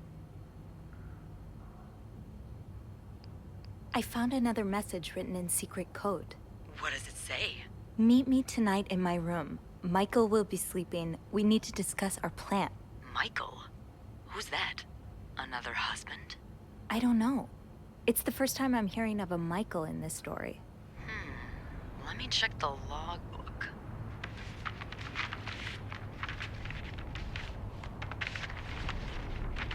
There's a Michael staying in room 507.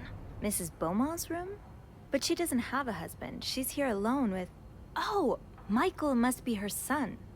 I got him some extra blankets the other day so he could build a fort. Could Marcella? Yes? No, never mind. So, what's next?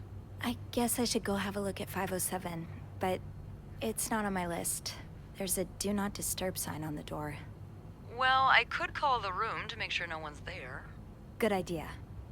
Hang on.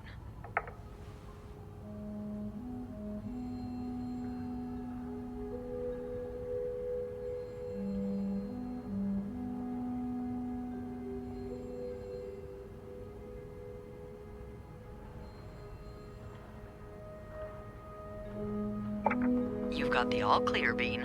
Head on over. Thanks, Beth. I'll call you back.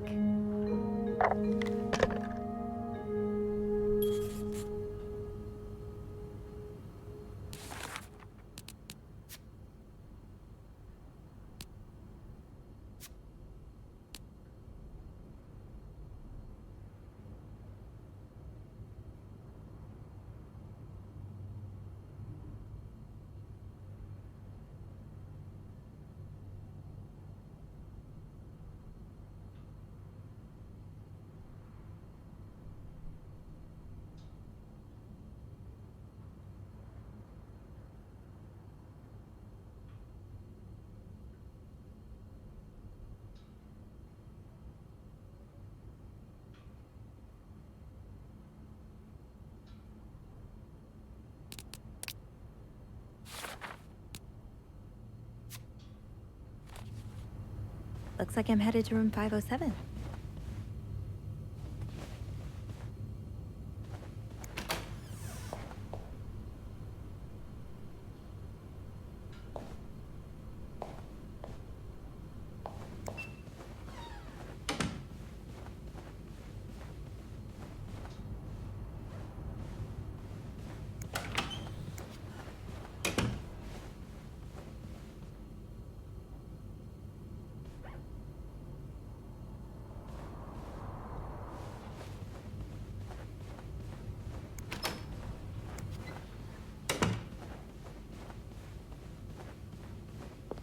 No combination, no entry.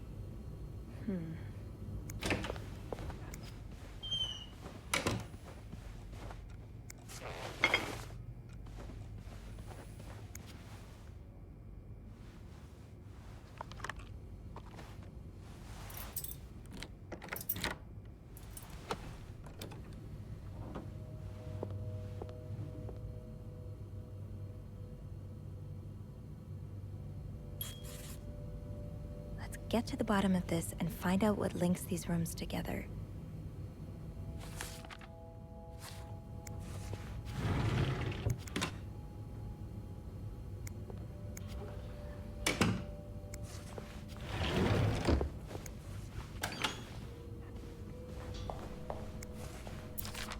He's all but outright threatening you.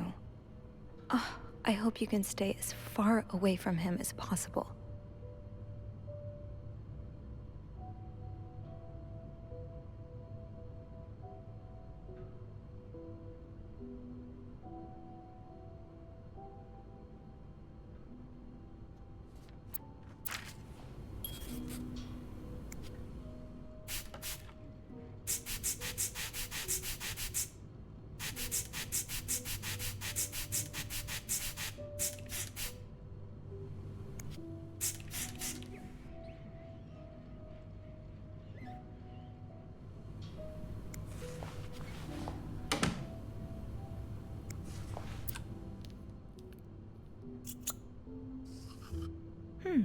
a lovely shade of lipstick.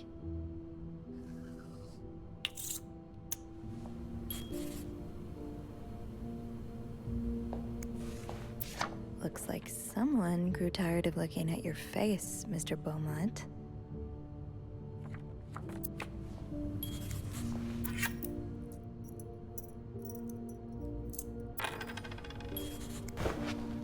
Oh, I left the clean towels on my cart.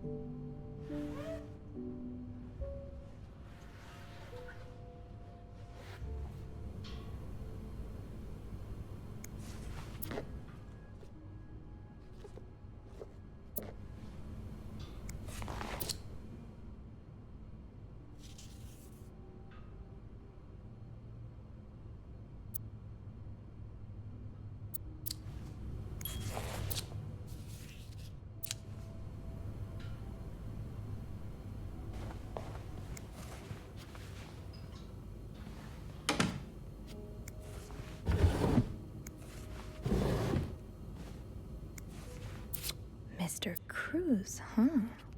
Numbers, dates, times. What does it all mean?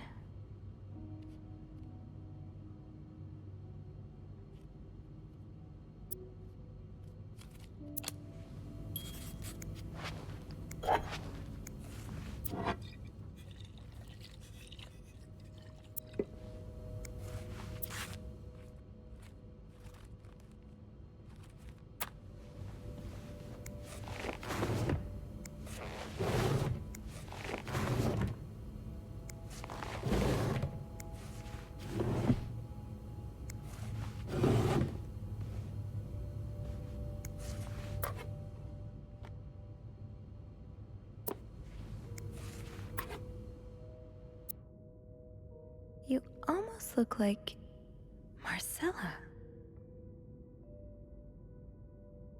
You almost look like Marcella.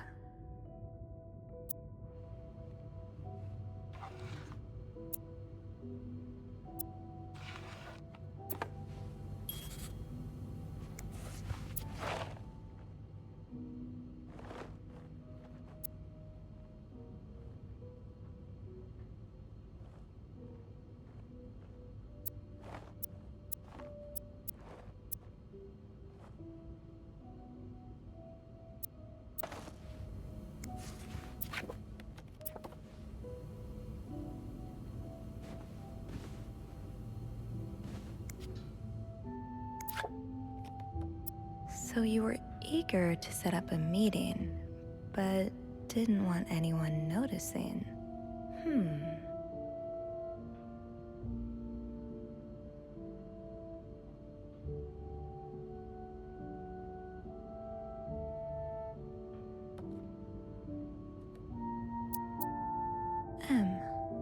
Did Marcella send this?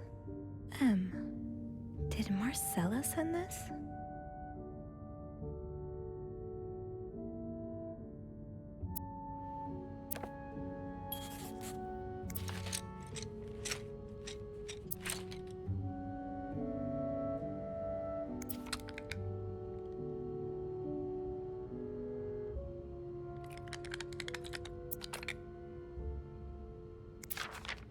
Oh, Michael. Adults can be so confusing. I promise it's not you.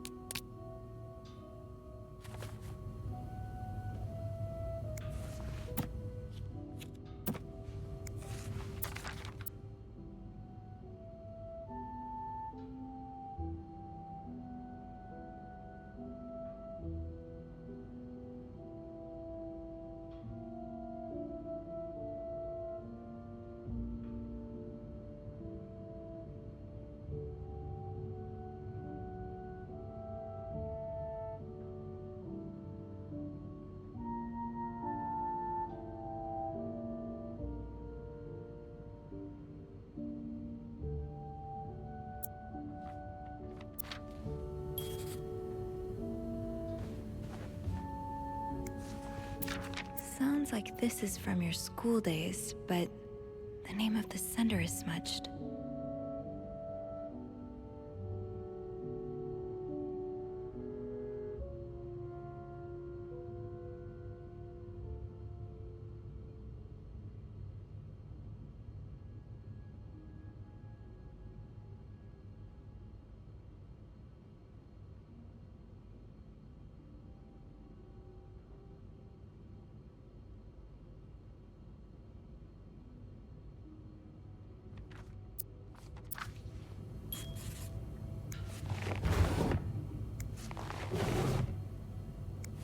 Aha! Keys are Snoop's best friend. Funny how some games really stand the test of time. I used to play this with Mom all the time. So a husband can abuse his wife and just get away with it? And people like Linda still think divorce is wrong? Ugh.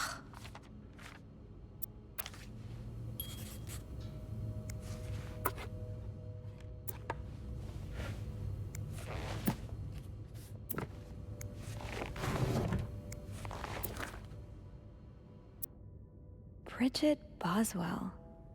Didn't I see that name somewhere earlier?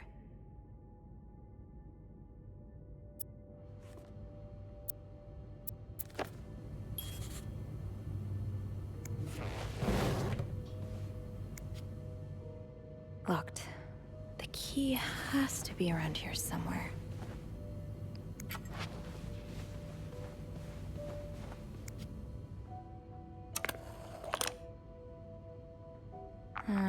I'll need another key to unlock this. Haven't I seen one just like this somewhere?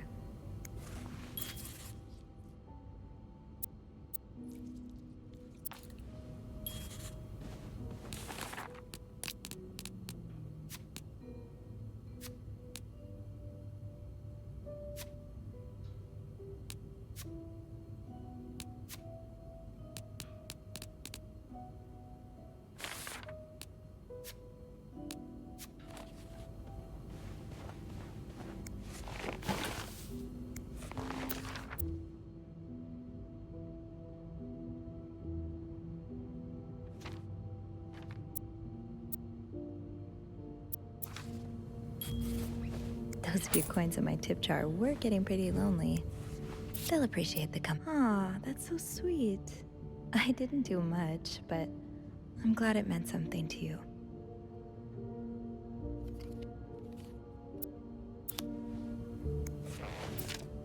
That look in your eyes. What does it mean? And who is this from?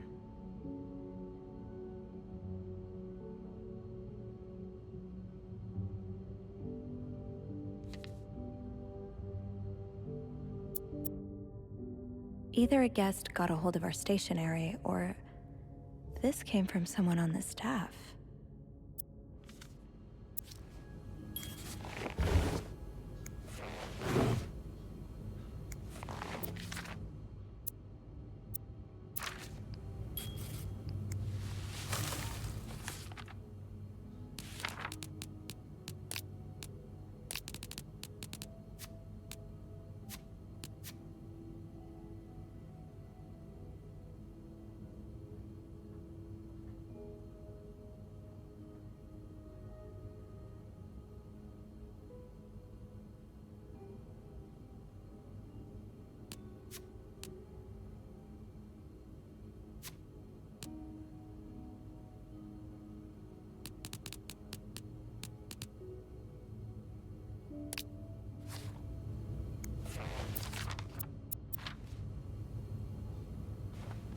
That key looks so familiar.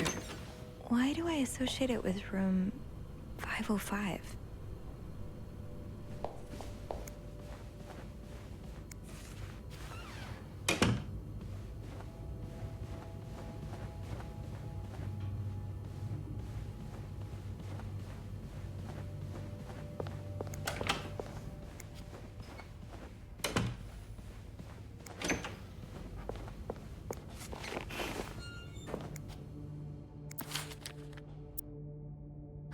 There you are. With Marcella. God knows where she is.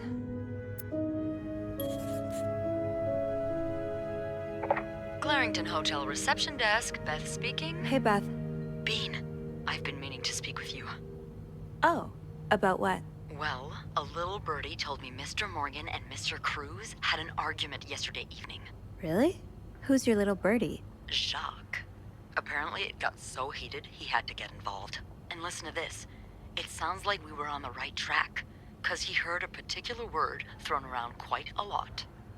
Wanna guess what it is? Affair?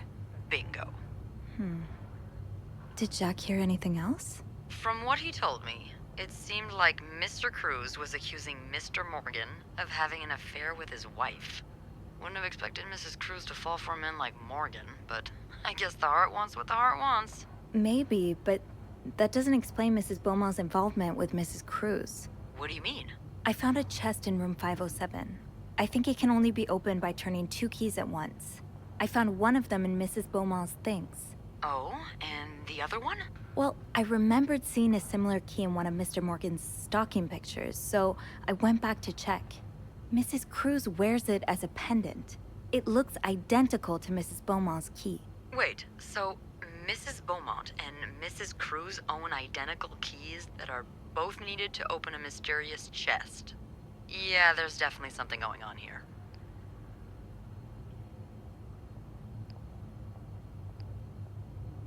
I think Mrs. Cruz and Mrs. Beaumont might be the ones having the affair. That's an interesting theory. Did you find any clues that might support this? Nothing concrete. I mean, I did find a letter that suggests they may have gone to college together, but they could just as well be good friends, right? Yeah, that's one way to put it. I guess we'd know for sure if we could have a look at that chest, but I don't think I'll be able to open it.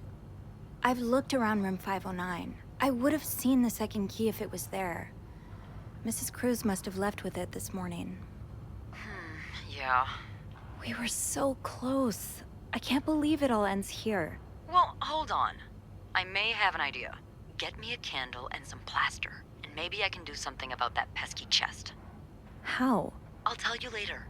Just find me those things and I'll meet you in the basement as soon as I manage to leave my post. All right. Thank you for not giving up. Come on, you know I wouldn't let you down. Plaster and candles. Well, half the hotel's under renovation. I should be able to find plaster somewhere around here.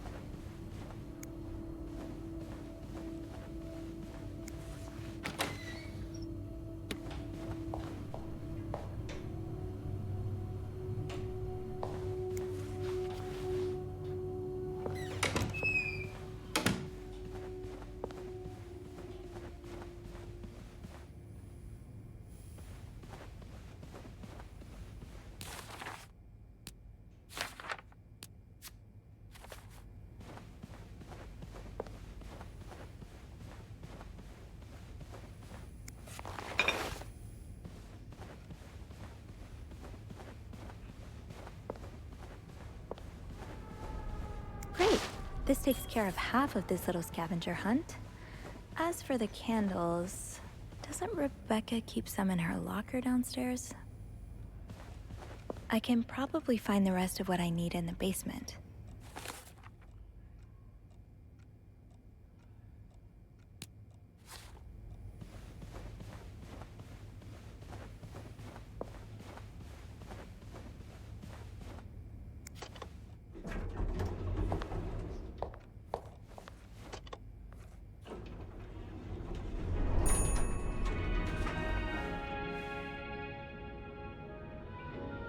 Candles, candles, candles. I think Rebecca keeps a stash of them, but where? I usually do this in my office, but, well, it's currently under renovation. Oh, I don't mind being in here. It's, cozy. It is, isn't it? If you had the job, it would be all yours. Well, mostly yours. I'd come visit, of course. Really? Oh, I've never had an office before. I thought you said you'd been employed as a governess. I have, but I guess my former employers just didn't think I needed one. Oh, I think they may have had a point. Hiding that pretty face of yours in an office would be downright criminal. Well, if you look at my resume, you'll see that... Have you ever thought of working as a receptionist instead? I don't think that would suit me. Having to smile all day long sounds, quite exhausting. That's a pity. You're even prettier when you smile. Anyways, I like being a governess. Managing the team, making sure everyone does their work on time. I think I'm fairly good at it, too. If you care to look at my resume, you'll see that I've been in charge of many... Yes. I don't doubt you're very good at your job, but do you have any other, talent? Talent? Well, I play the guitar. The guitar? And I've been told I can hold my own at tennis. Right. Are you married? No, I am not. Why not? Well, surely men must be all over you. Yes, sadly they are. I myself prefer the company of women, which is probably why I enjoy managing a team of maids so much. Now, how about we look at that resume I worked so hard on? Yes. All right.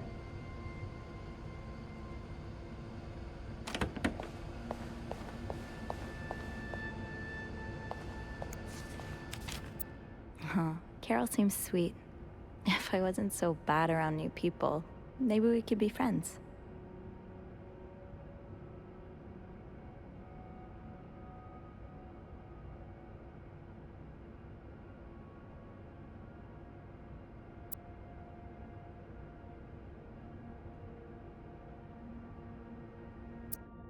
Welcome to our big, happy family, Carol.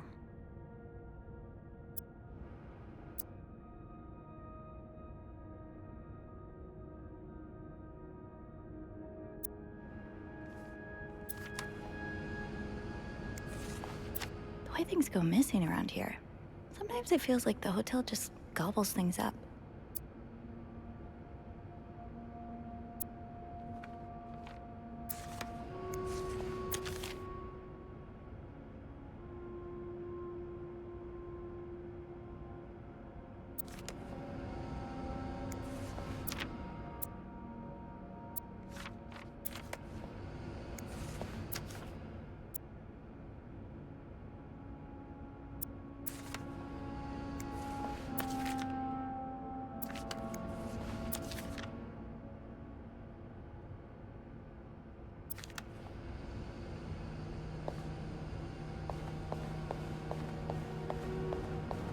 It's locked.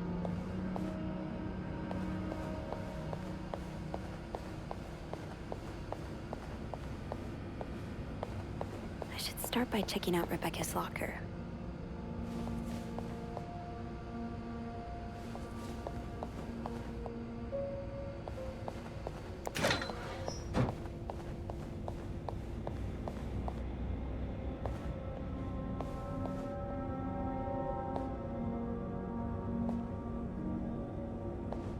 It's locked.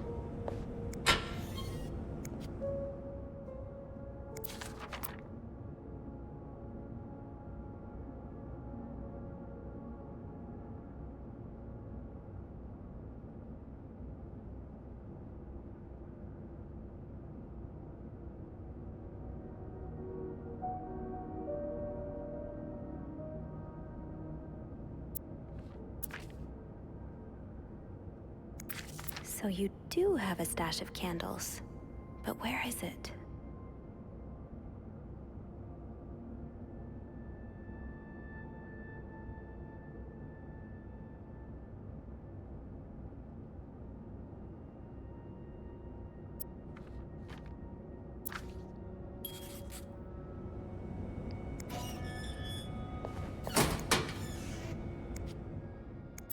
Wait, is this you, Beth? What on earth led to this picture being taken? Is that a live alligator? I think I'd die on the spot. Didn't I find one of these in Anne's room too? The White Cat must be a popular spot.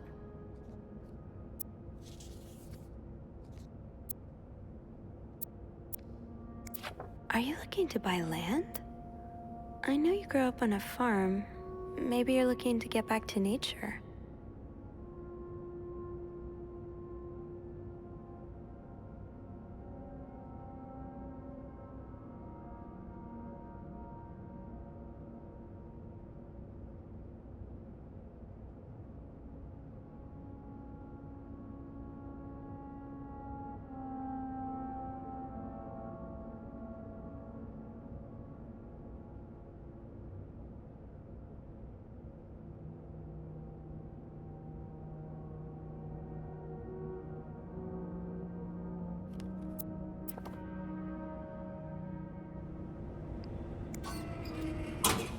Off limits.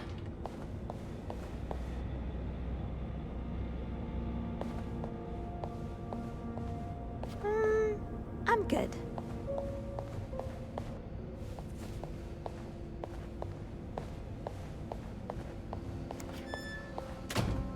Oh, right. My keys are still in the break room.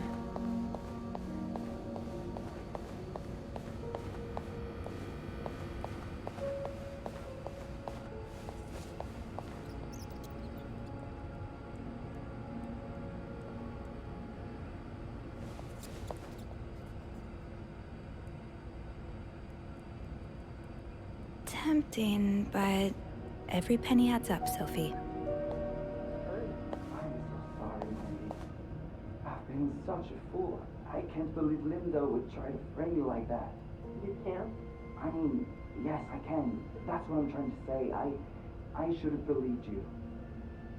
Can you ever find it in your heart to forgive me? I don't know if I can. I understand. But I can try. Really? Oh, Wendy, I love you so much.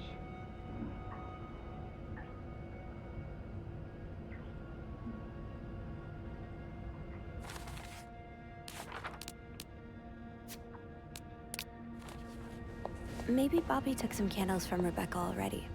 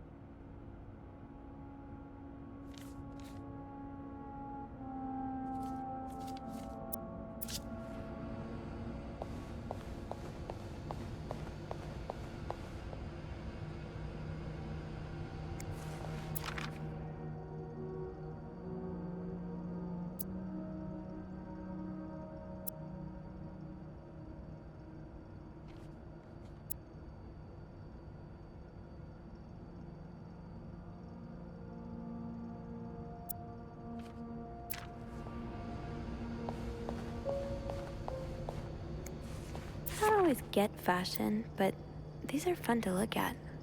When half the pages haven't been cut out.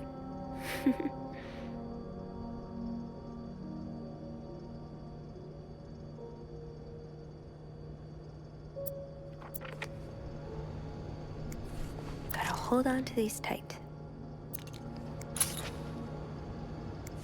Don't worry, gossiper. I'm coming back to you. I still haven't learned all of Gracie Jones' secrets. This is probably Beth's latest project. It's really cool how she has an eye for this kind of thing.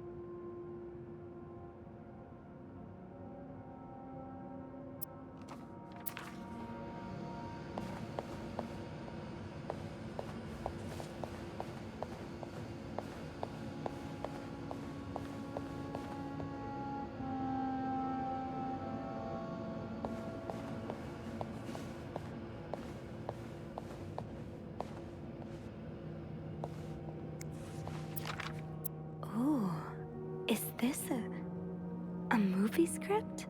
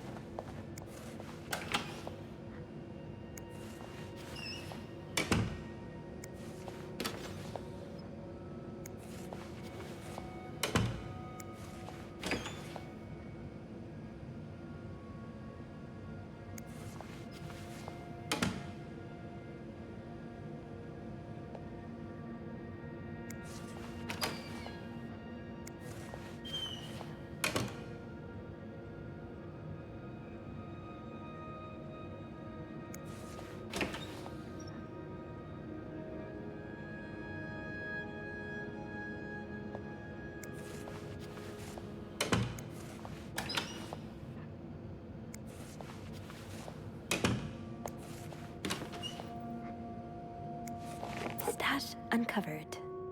Reb, you won't mind if I just take one, right?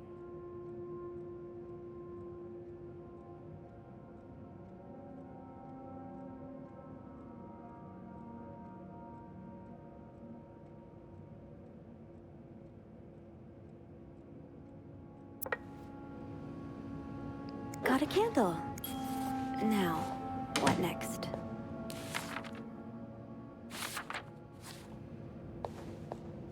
Let's see if Beth is around.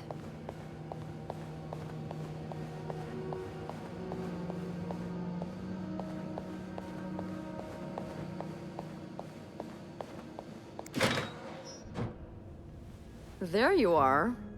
I'm not sure I understand what the plan is here. Well, when I was little, we had padlocks on many of the farm's sheds. My dad would always lose the keys, so one day he made a mold of them using wax and plaster. I was thinking of doing the same. Are you sure it's gonna work? Absolutely not. But hey, I guess we won't know until we try. Yeah, you're right. So let's do this.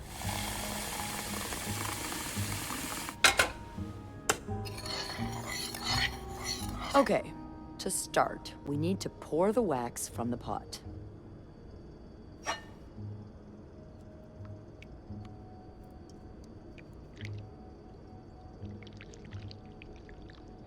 Have you done this before? You're a real pro. Now, time to put the key into the wax. Let's give it a few seconds, so the mold really takes form. Okay, I think you can remove it. Well, we're almost there. Just pour the cup of plaster into the mold.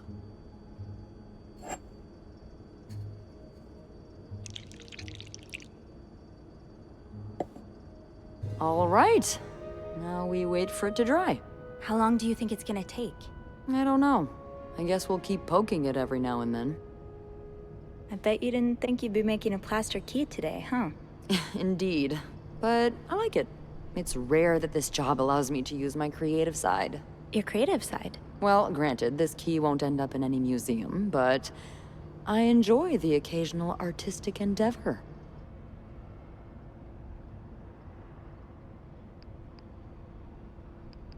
Like posing with alligators? How do you know about that? Oh, I think it must have slipped out of your locker because I saw this picture of you in a long white dress and... Oh my, you did? What did you think of it?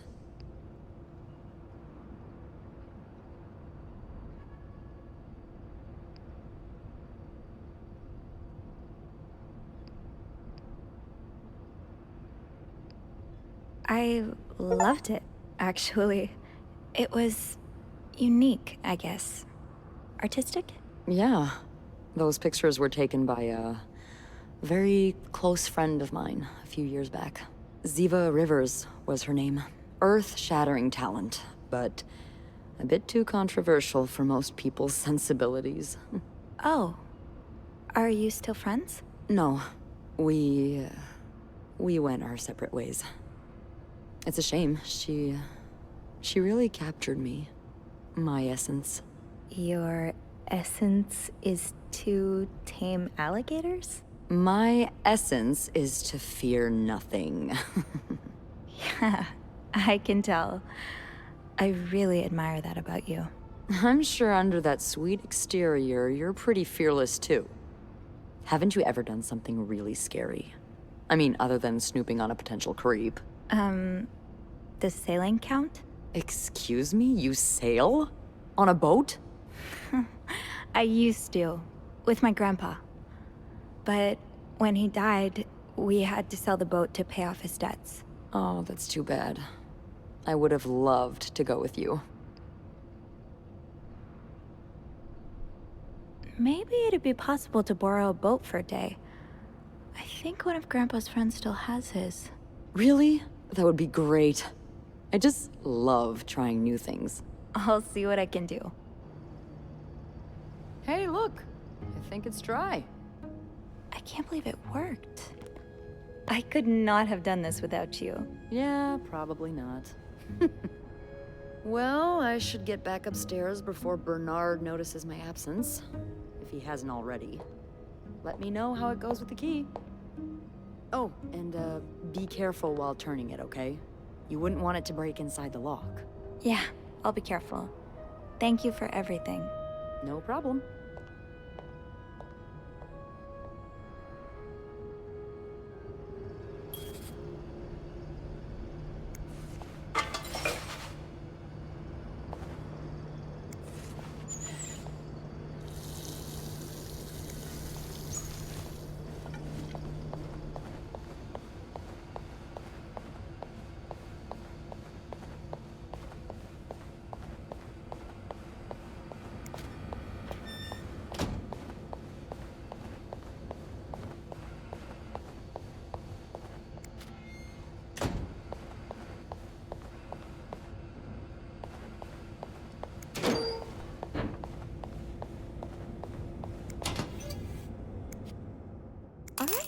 We're getting somewhere. Now, to resist the temptation to spend it on a burger at Harry's.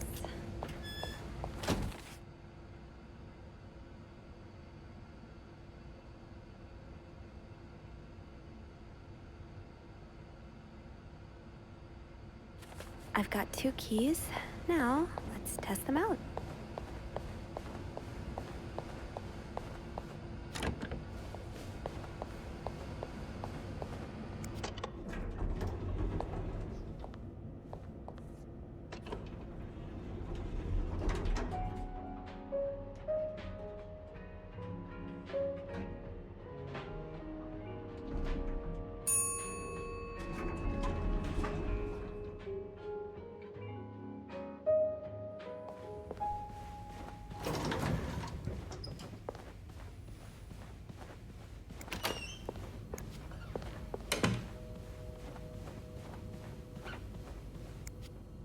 Be careful, Sophie. You don't want this key to break.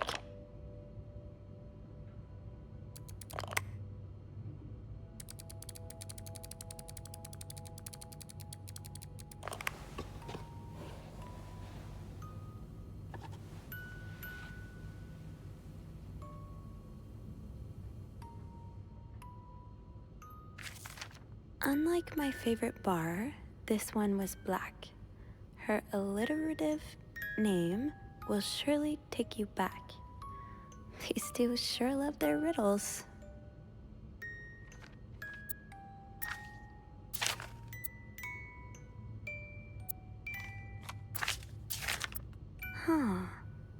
invited you to the movies.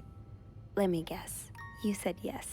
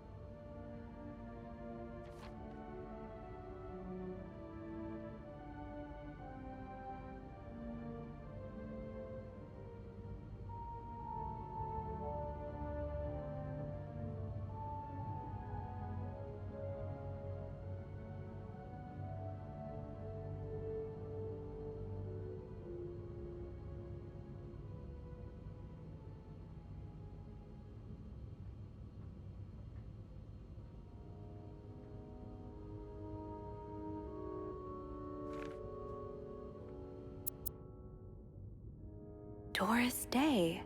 That's an alliteration, isn't it? Doris. I-S.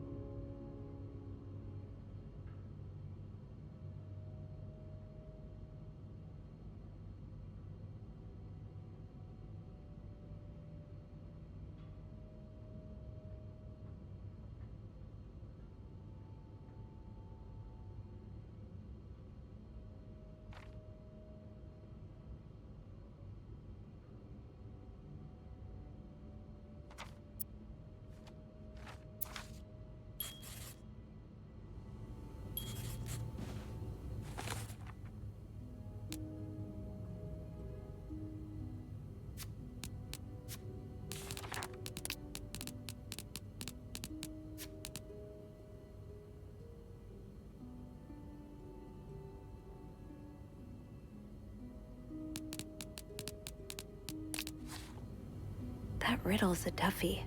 Maybe I need a fresh pair of eyes on it.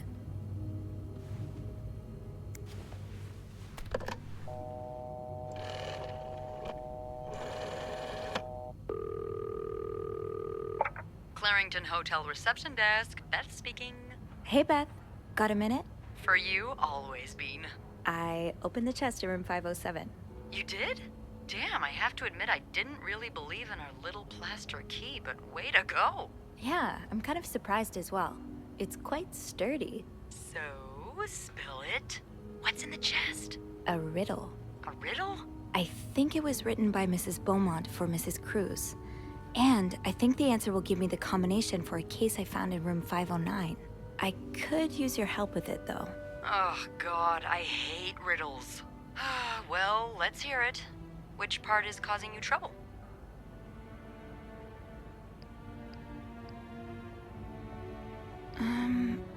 Unlike my favorite bar, this one was black. Do you know what this could mean? You said Mrs. Beaumont wrote the riddle, right? Yeah, but I have no idea what her favorite bar is. I think I do. Really? How? That's a story for another time. But if I had to bet, I'd put my money on the White Cat. The White Cat. I think I get it. Well, that wasn't too hard, was it? Is there anything else? Here's another one. Her alliterative name will surely take you back. Alliterative what now? Andrew, you're a nerd. What's alliterative? Hey, just because I read books doesn't mean I know everything. Uh-huh. Okay. It's a series of words that start with the same sound or letters. Thank you, darling. Did you get that, Bean? Yeah, I did.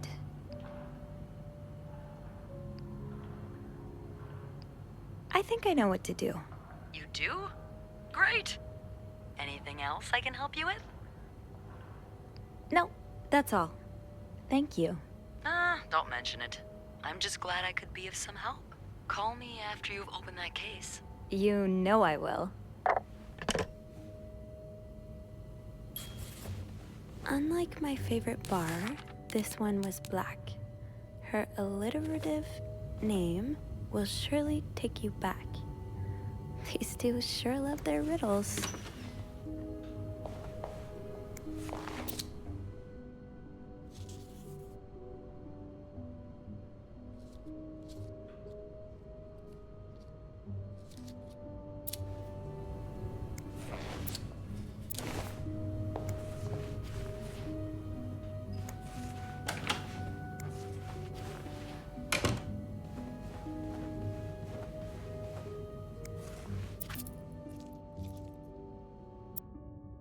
Cat named Greta.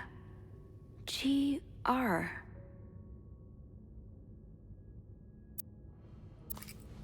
So G.R. from Greta and I.S. from Doris. Gree? Could that be the code for the case on the bed in 509? It's worth a try.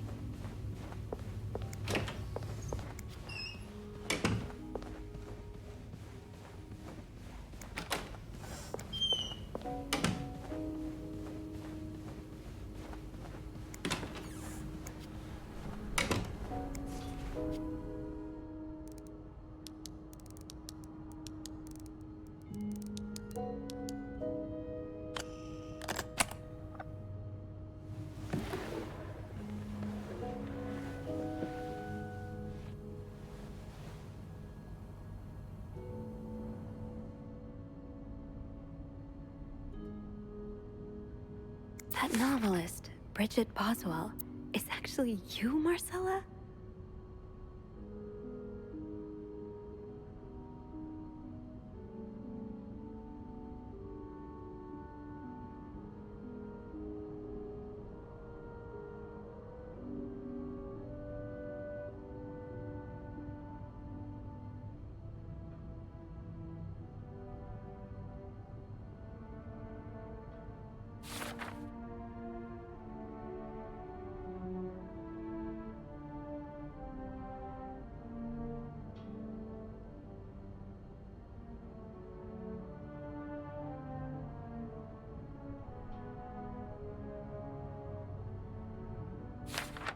Oh, Anne. Murder might be a bit much, but you deserve some kind of justice.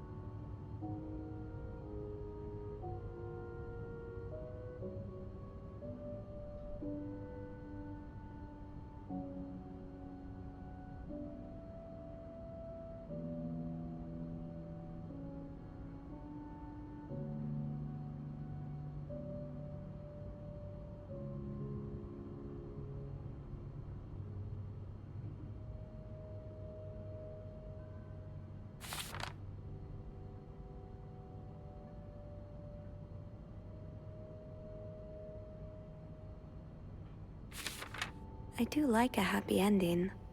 I just hope that's where your story is headed.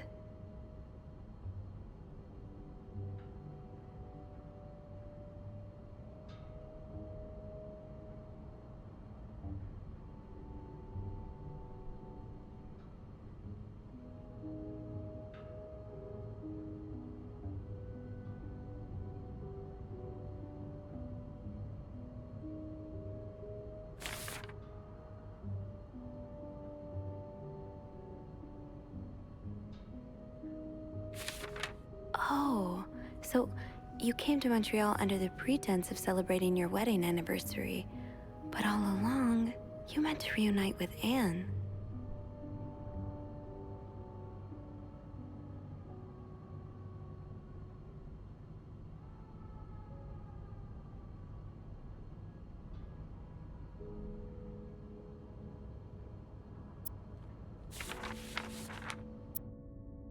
So the symbols I've been deciphering, you invented them back in the day to keep your love secret. That feels really special.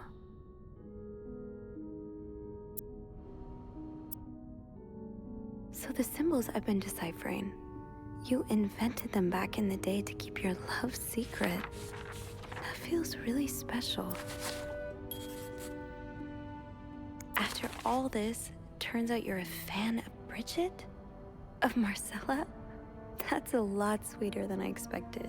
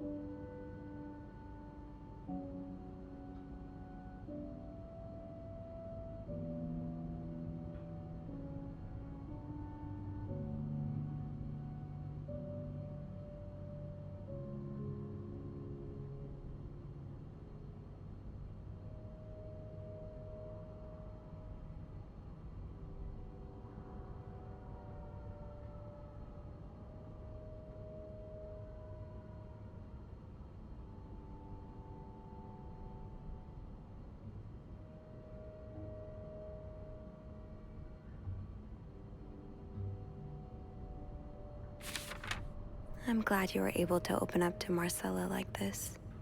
Everyone needs someone to talk to.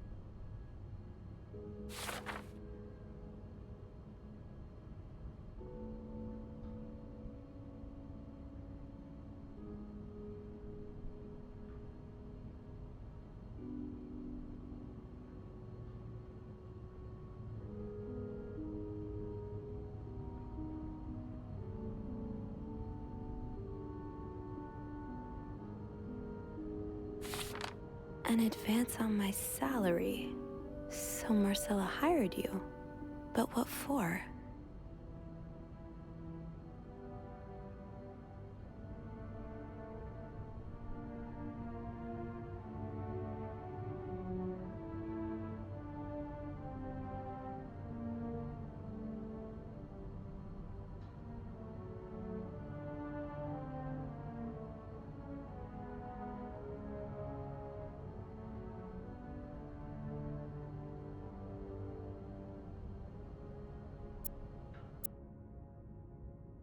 Oh, Lindsay's a man. Yeah, I guess it was presumptuous of me to think otherwise.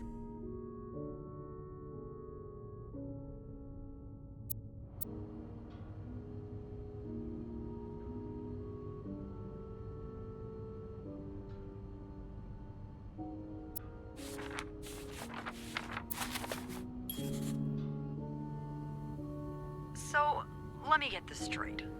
Mrs. Beaumont and Mrs. Cruz are some kind of star-crossed lovers?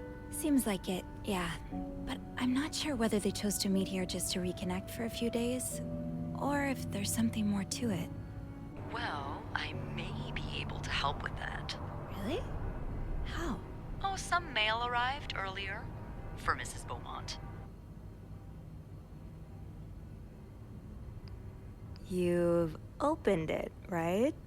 Me? Disregarding someone's privacy? Of course I did. I'm a bad influence on you. Or have we been bad influences on each other? I guess we'll never know. So, what's in it? It's 3 train tickets. And, there's a tourism pamphlet for California. California? Well, it makes sense. It's much more progressive there than it is here. So, Anna and Marcella want to go there to live their love freely.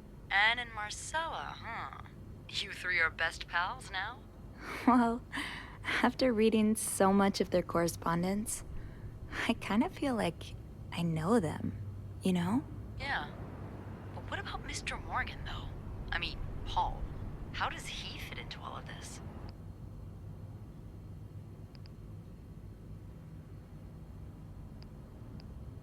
Turns out he's a big fan of Marcella. Is she a celebrity or something? Remember that Pulp Fiction I found in Paul's room? Well, she wrote it under a pseudonym. I think her books gave Paul a chance to get out of his own head while he was staying in a psychiatric hospital. Huh, I see. He's still kind of a creep, though. Couldn't he have stuck to fan mail? Stalking her like that? That's going too far. And why did he have those pictures of you, anyway? I guess we'll never know for sure, but I don't think it was ever about me. It's always been about Anne and Marcella. Exactly. Well, it feels a tad anticlimactic, but who needs drama, right? At least it made our day pretty interesting. It sure did. You know, after today, I think I get why you're so interested in the lives our guests lead. I try to forget they exist as soon as I'm done interacting with them. But once in a while, it's nice to remember that, well, even the most put-together person could be an absolute mess on the other side of the door. What about you? Who is Beth Lambert when no one's looking? I like to think that with me, what you see is what you get. But maybe an extra Snoopy super sleuth could uncover a few more layers. Maybe ones I didn't even know I had. Challenge accepted. Come see me when your shift ends, all right? We could leave together if you want. Sure. If we're able to. With all that snow, I'm thinking maybe we'll have no choice but to spend the night here. Ooh, a sleepover. We could set up a pillow fort on the mezzanine. A pillow fort? We do work in a hotel, you know. There are actual beds here. I know, but isn't my way so much more fun? Well, we could take a page out of Michael's book and decorate it, and then spend the night throwing stuff at Bernard whenever he comes through the lobby. Oh, now you're talking.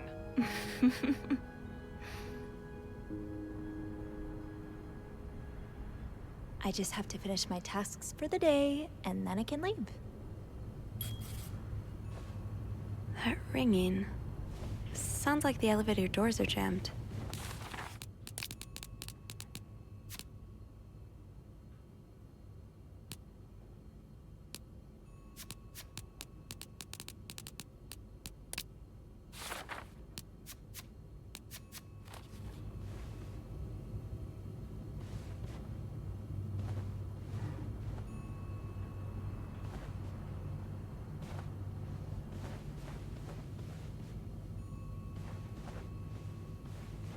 No combination, no entry.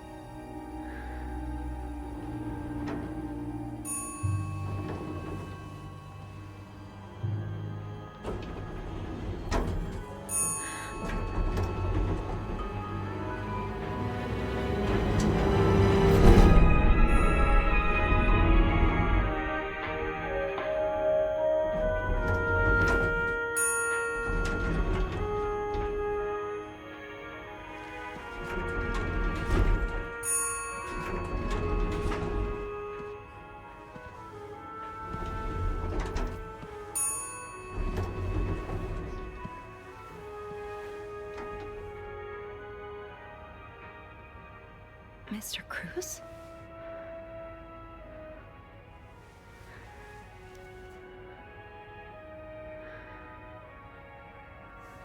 Mr. Cruz. Oh God. Oh God. What happened? Is this about Paul? Does that mean...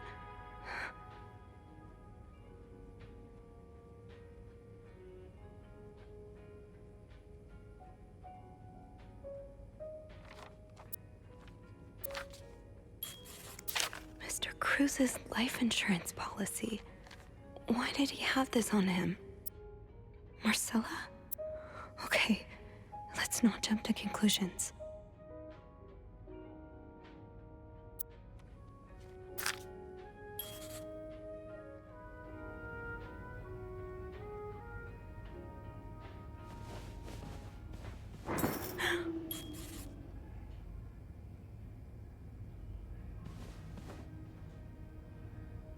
I have to get the power back on. The fuse box. Just get to the fuse box in the janitor's closet, Sophie. It's not far.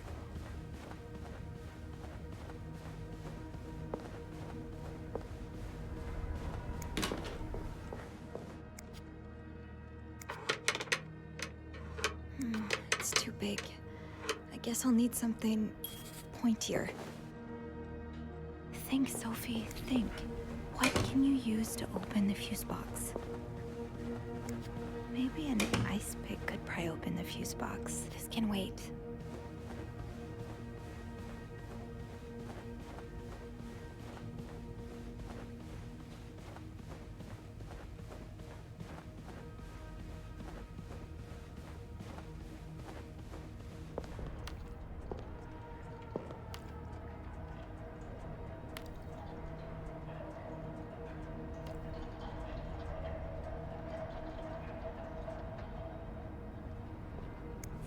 These look like Marcella's pearls.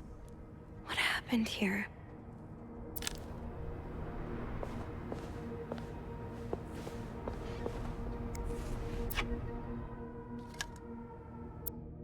A, B, and Beaumont.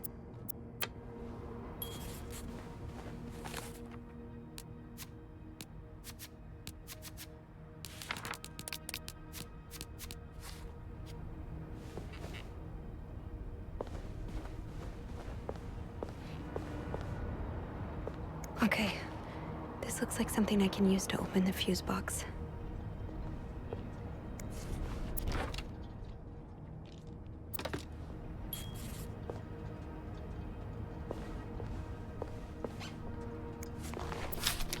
Poor Paul. Lindsay's death really hit him hard. He hasn't been in the best headspace.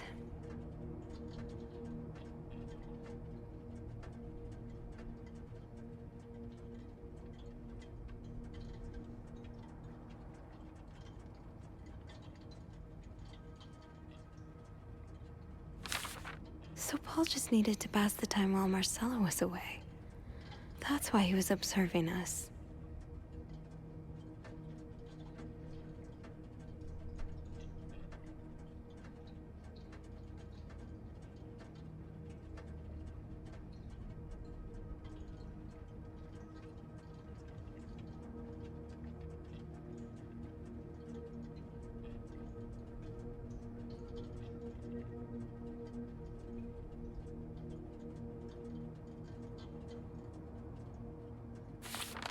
Paul was hiding out right here. Did he ever find the person who was sneaking out at night?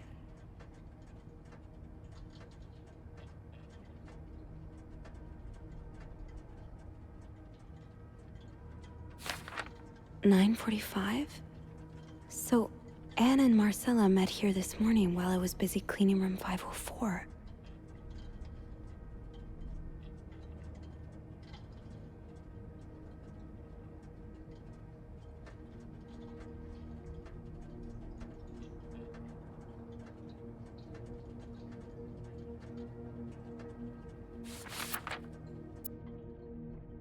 Looks like Paul had to stop writing in a hurry.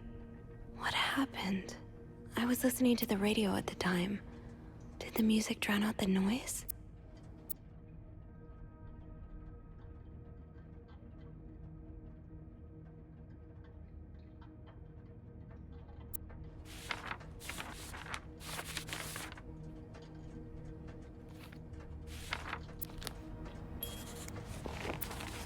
Oh, so Paul's work with Marcella was to follow her around like a private investigator, to help her with research for her novel.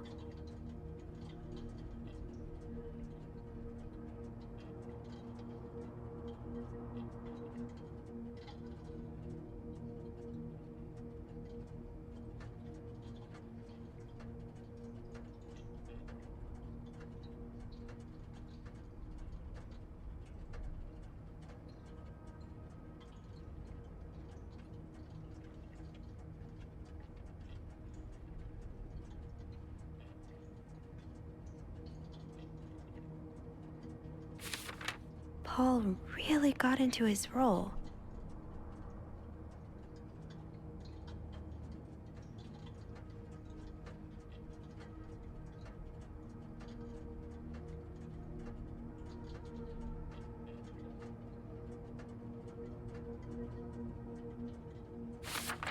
He followed Marcella to Montreal even though she was done with her research.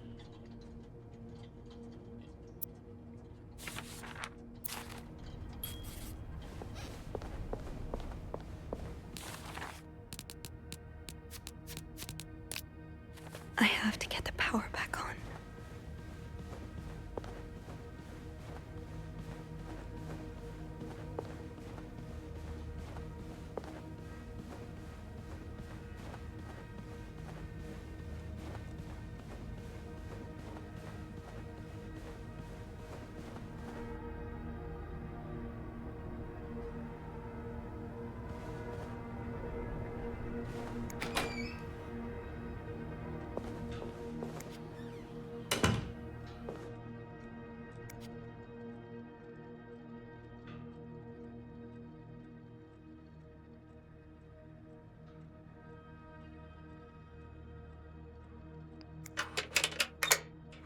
That worked, thank God. Now, to get the power back. Eugene, what I would give to have you with me right now. Your note will have to make do.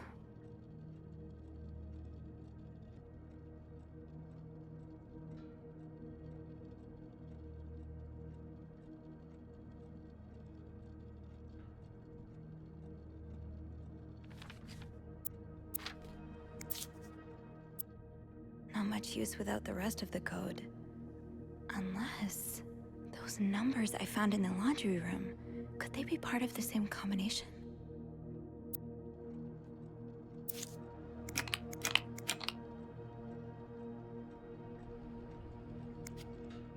How does Eugene do this again? Yes, this is what I need.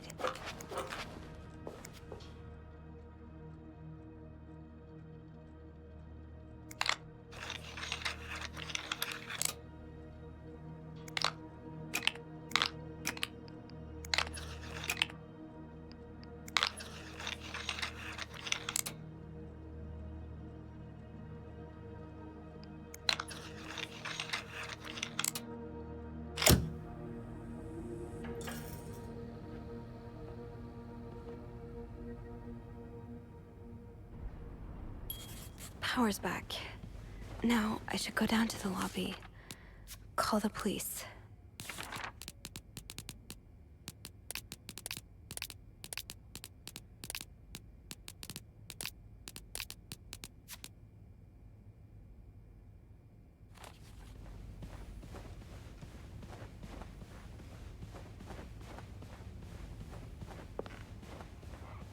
Is there anything I've forgotten?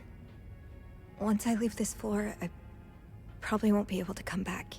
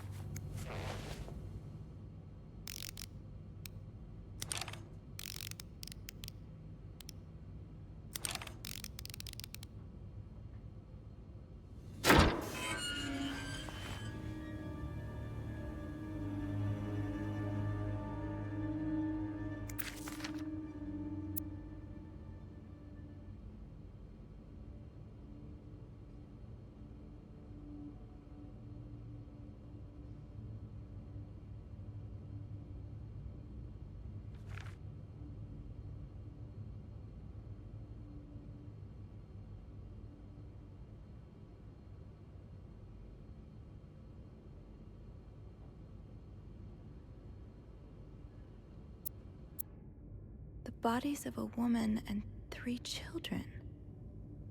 3 children? Huh.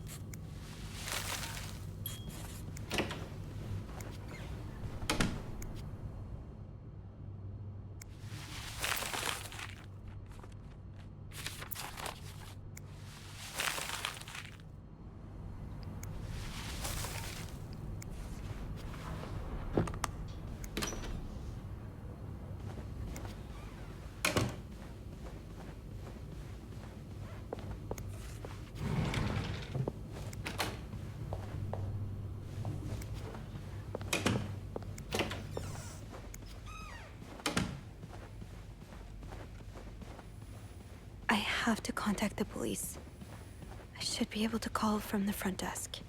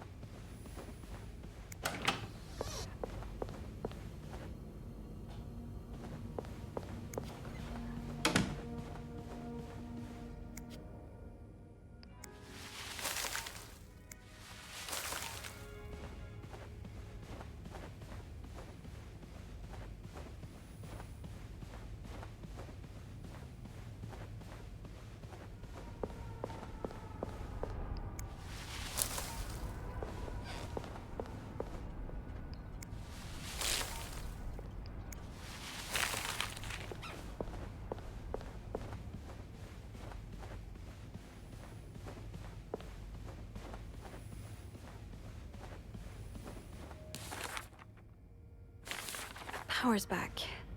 Now, I should go down to the lobby. Call the police.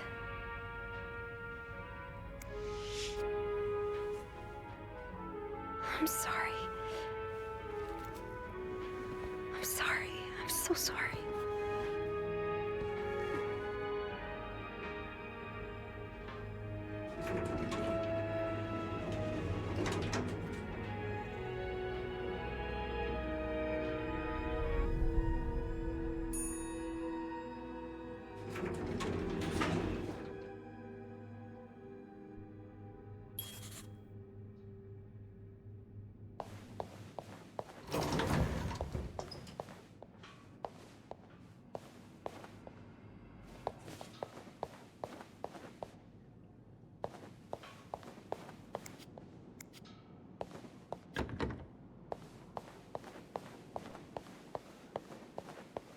Beth? Where is everyone?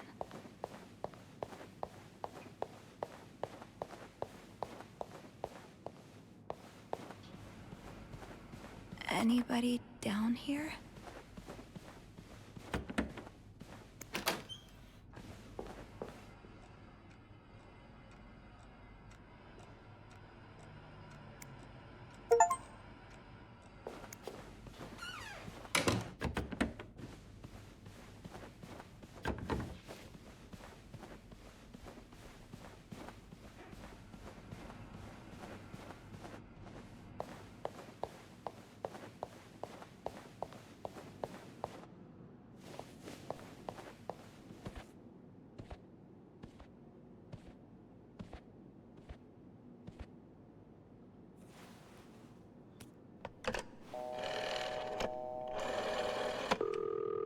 Montreal Police Service, Station 22.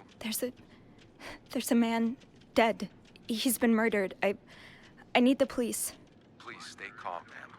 Where are you right now? The lobby, but the body, it's upstairs. Can you give me the address, please? Oh, 1178 Drummond Street. All right, ma'am. Officers are on their way. Thank you.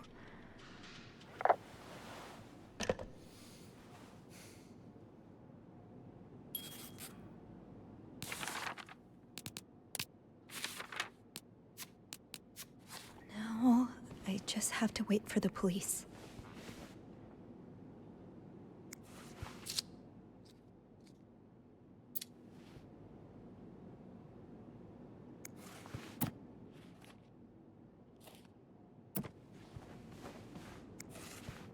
Is this the brochure Beth was talking about? The one that came in the mail for Anne? The West Coast. That's about as far from Montreal as you can get without crossing an ocean.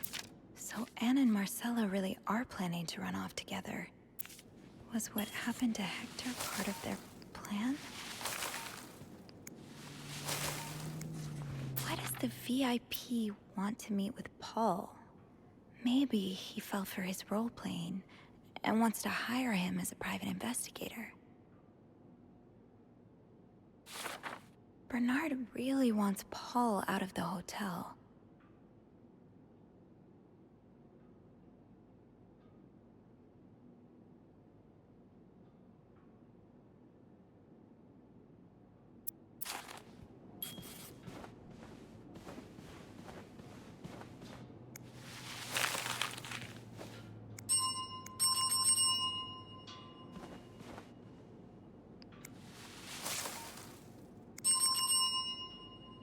It's okay, Sophie. The police will be here soon. They'll take care of everything. Now, I just have to wait for the police.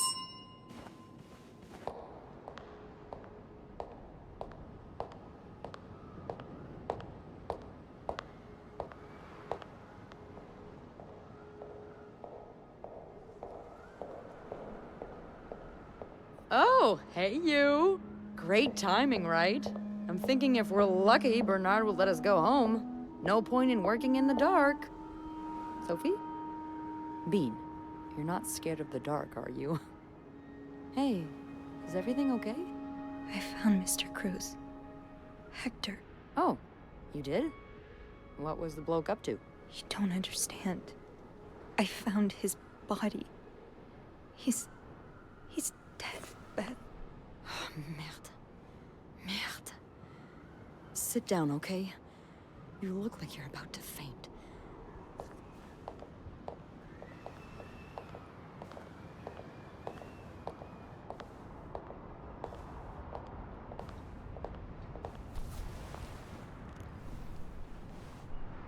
Have you called the police? Yeah, they're on their way. What happened? Was there an accident? No, I don't think so. Someone did this to him. You mean... Merde. Do you think it could have been Anne and Marcella?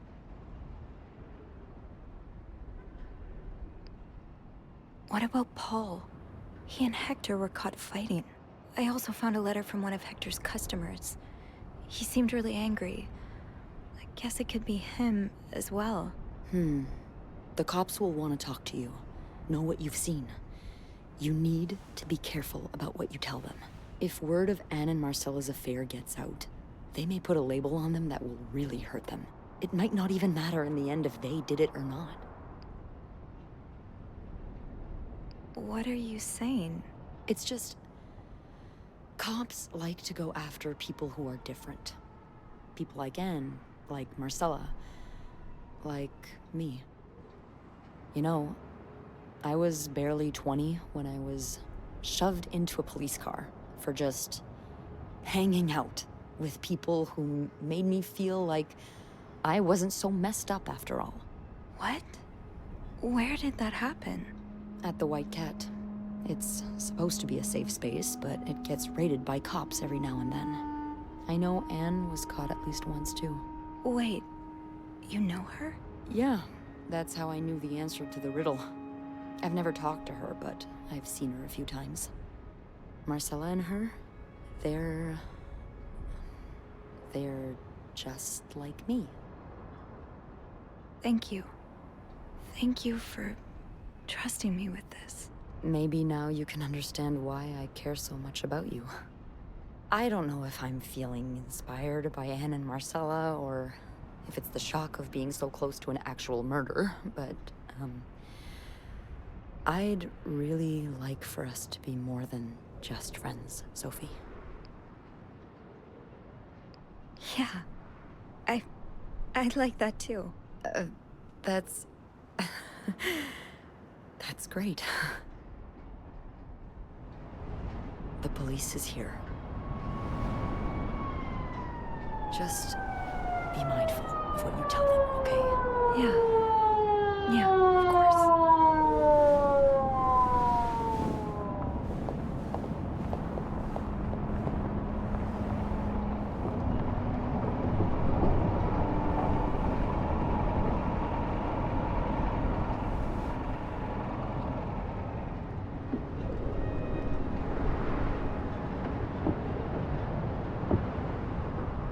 Miss Roy?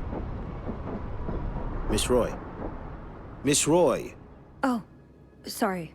I was distracted. I really need you to focus right now. I don't want to be here all night, and I'm sure you don't either. No, I don't. So, as I was saying, we're trying to ascertain the circumstances of Mr. Cruz's death. Can you tell me how you came to find the body? I was cleaning room 509 when I heard the elevator bell ring. Again and again and again.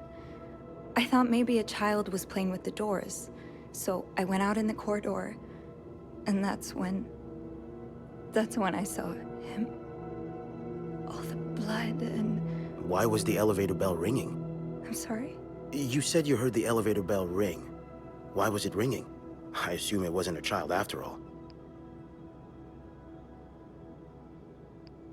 Well, Mr. Cruz's body was preventing the doors from closing. Really? When we found the body, it wasn't that close to the doors. Oh, the stairs are blocked because of the renovations, so the elevator's the only way out of the 5th floor. I had no choice but to move the body. Just a little. Ah, so that explains the traces we found. Thank you for clearing that up. So, what did you do after that? Well, that's when the power cut. So I had to go to the janitor's closet. To access the fuse box. Exactly. I changed a few fuses and turned the power back on.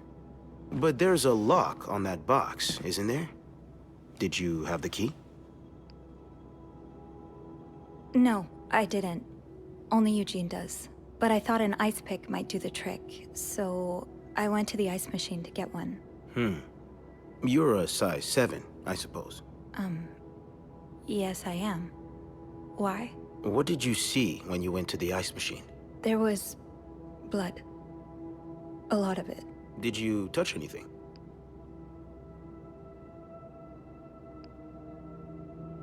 No. No, nothing. That's weird. It sure looks like someone poked around the crime scene. Oh well. We'll know more once the fingerprint analysis comes in, won't we? So, what did you do after restoring the power? I took the elevator down to the lobby. That's where I called the police. Do you remember what you said to the operator? The exact words. No, I'm afraid I don't. You said, there's a man dead. He's been murdered. That's possible. What makes you so sure it was murder?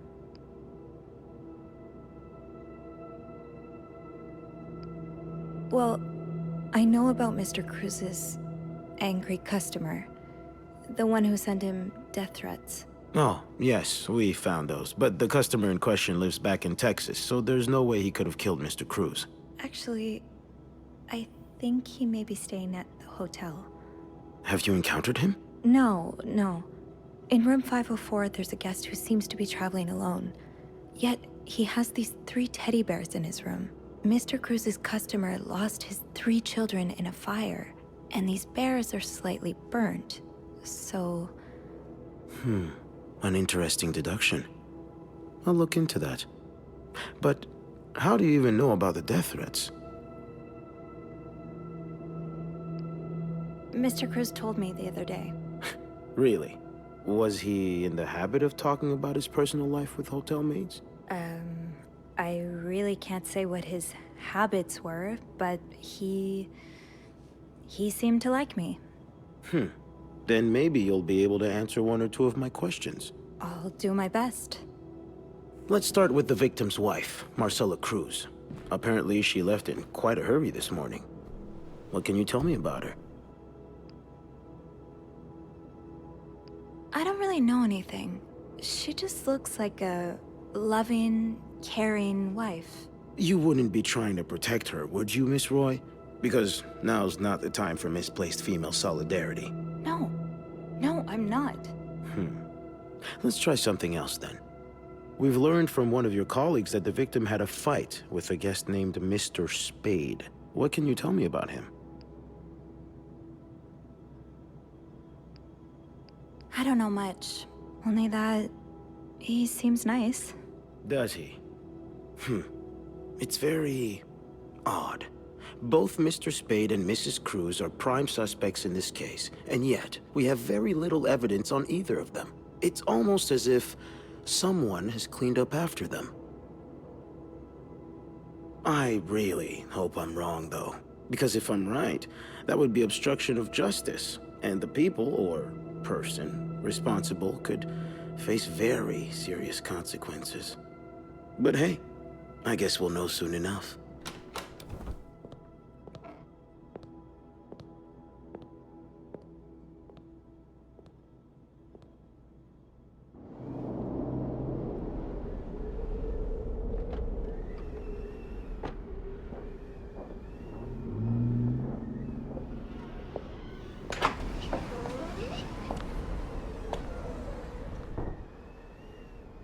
Bernard sounded really dejected on the phone. Time to see what that's about, I guess.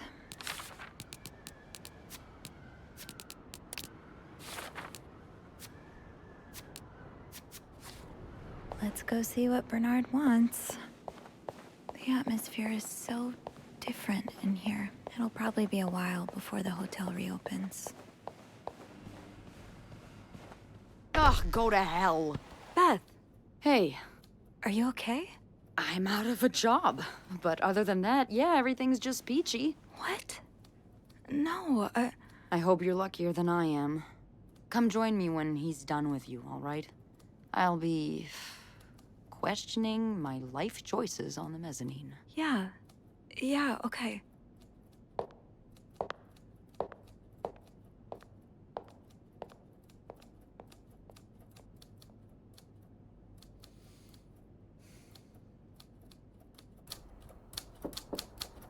Oh, right.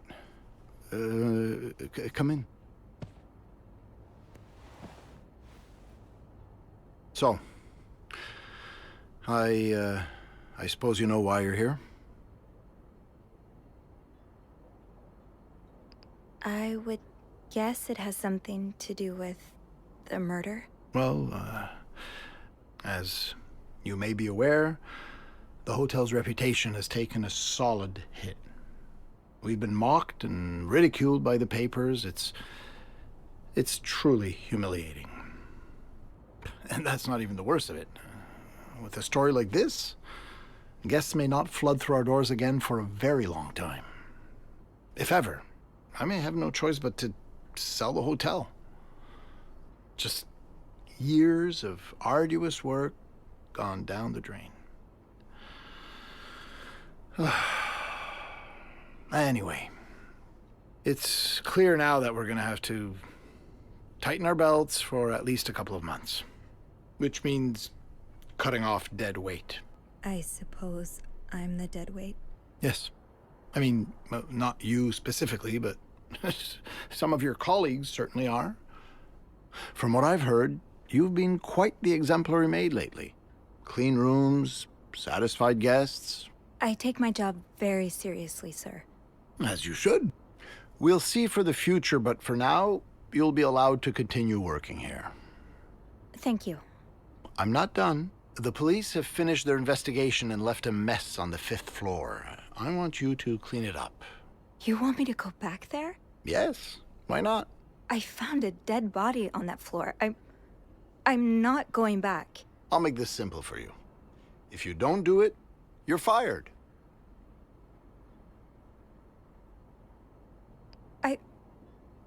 Okay. I'll take care of it. Good. Well, what are you waiting for? Get to work. Oh, now? Yes, now. That'll be all.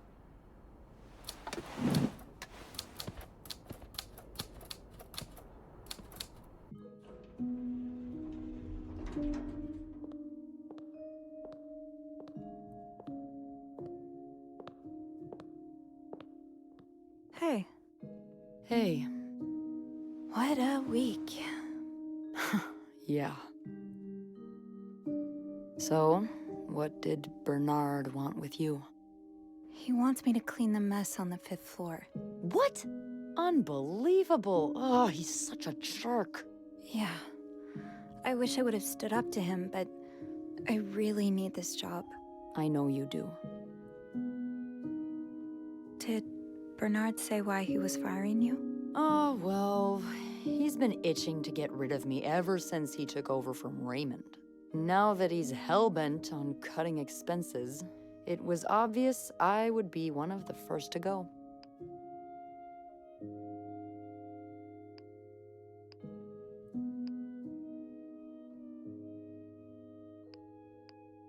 So, what's next for you?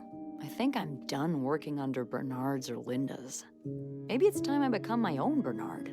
Minus the fascism, of course. I could see myself owning my own establishment, one that caters to the right kind of crowd.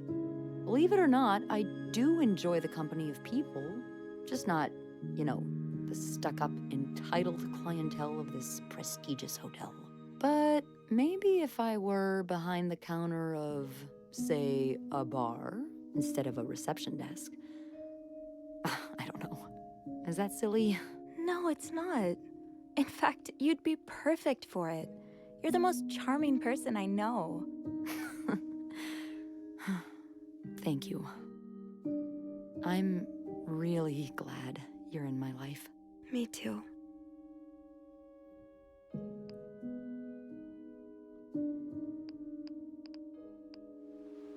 Can I, kiss me? Yes. I thought you'd never ask.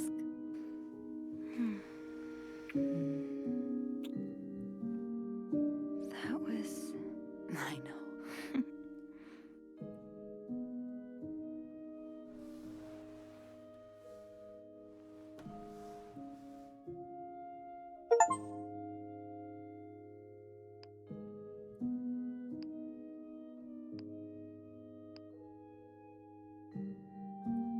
I've been thinking about Anna and Marcella a lot. Should I be jealous? No, not in that way. I've been thinking about what they went through. How they had to lie and pretend, day after day. How they had to live someone else's life for 10 years before they could finally be with each other. I don't think I could do that.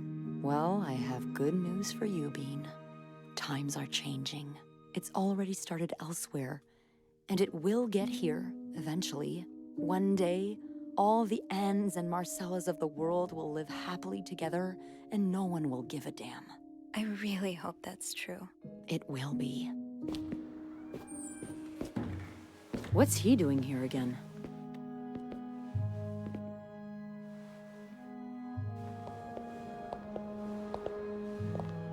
Let's not make a scene, all right? A scene? What the hell's going on? Beth, it's okay. I warned you where obstruction of justice would get you, Miss Roy. So here we are. You're under arrest. What? This is bullshit! You can't do this! Sophie, we'll get you a lawyer! It'll be okay!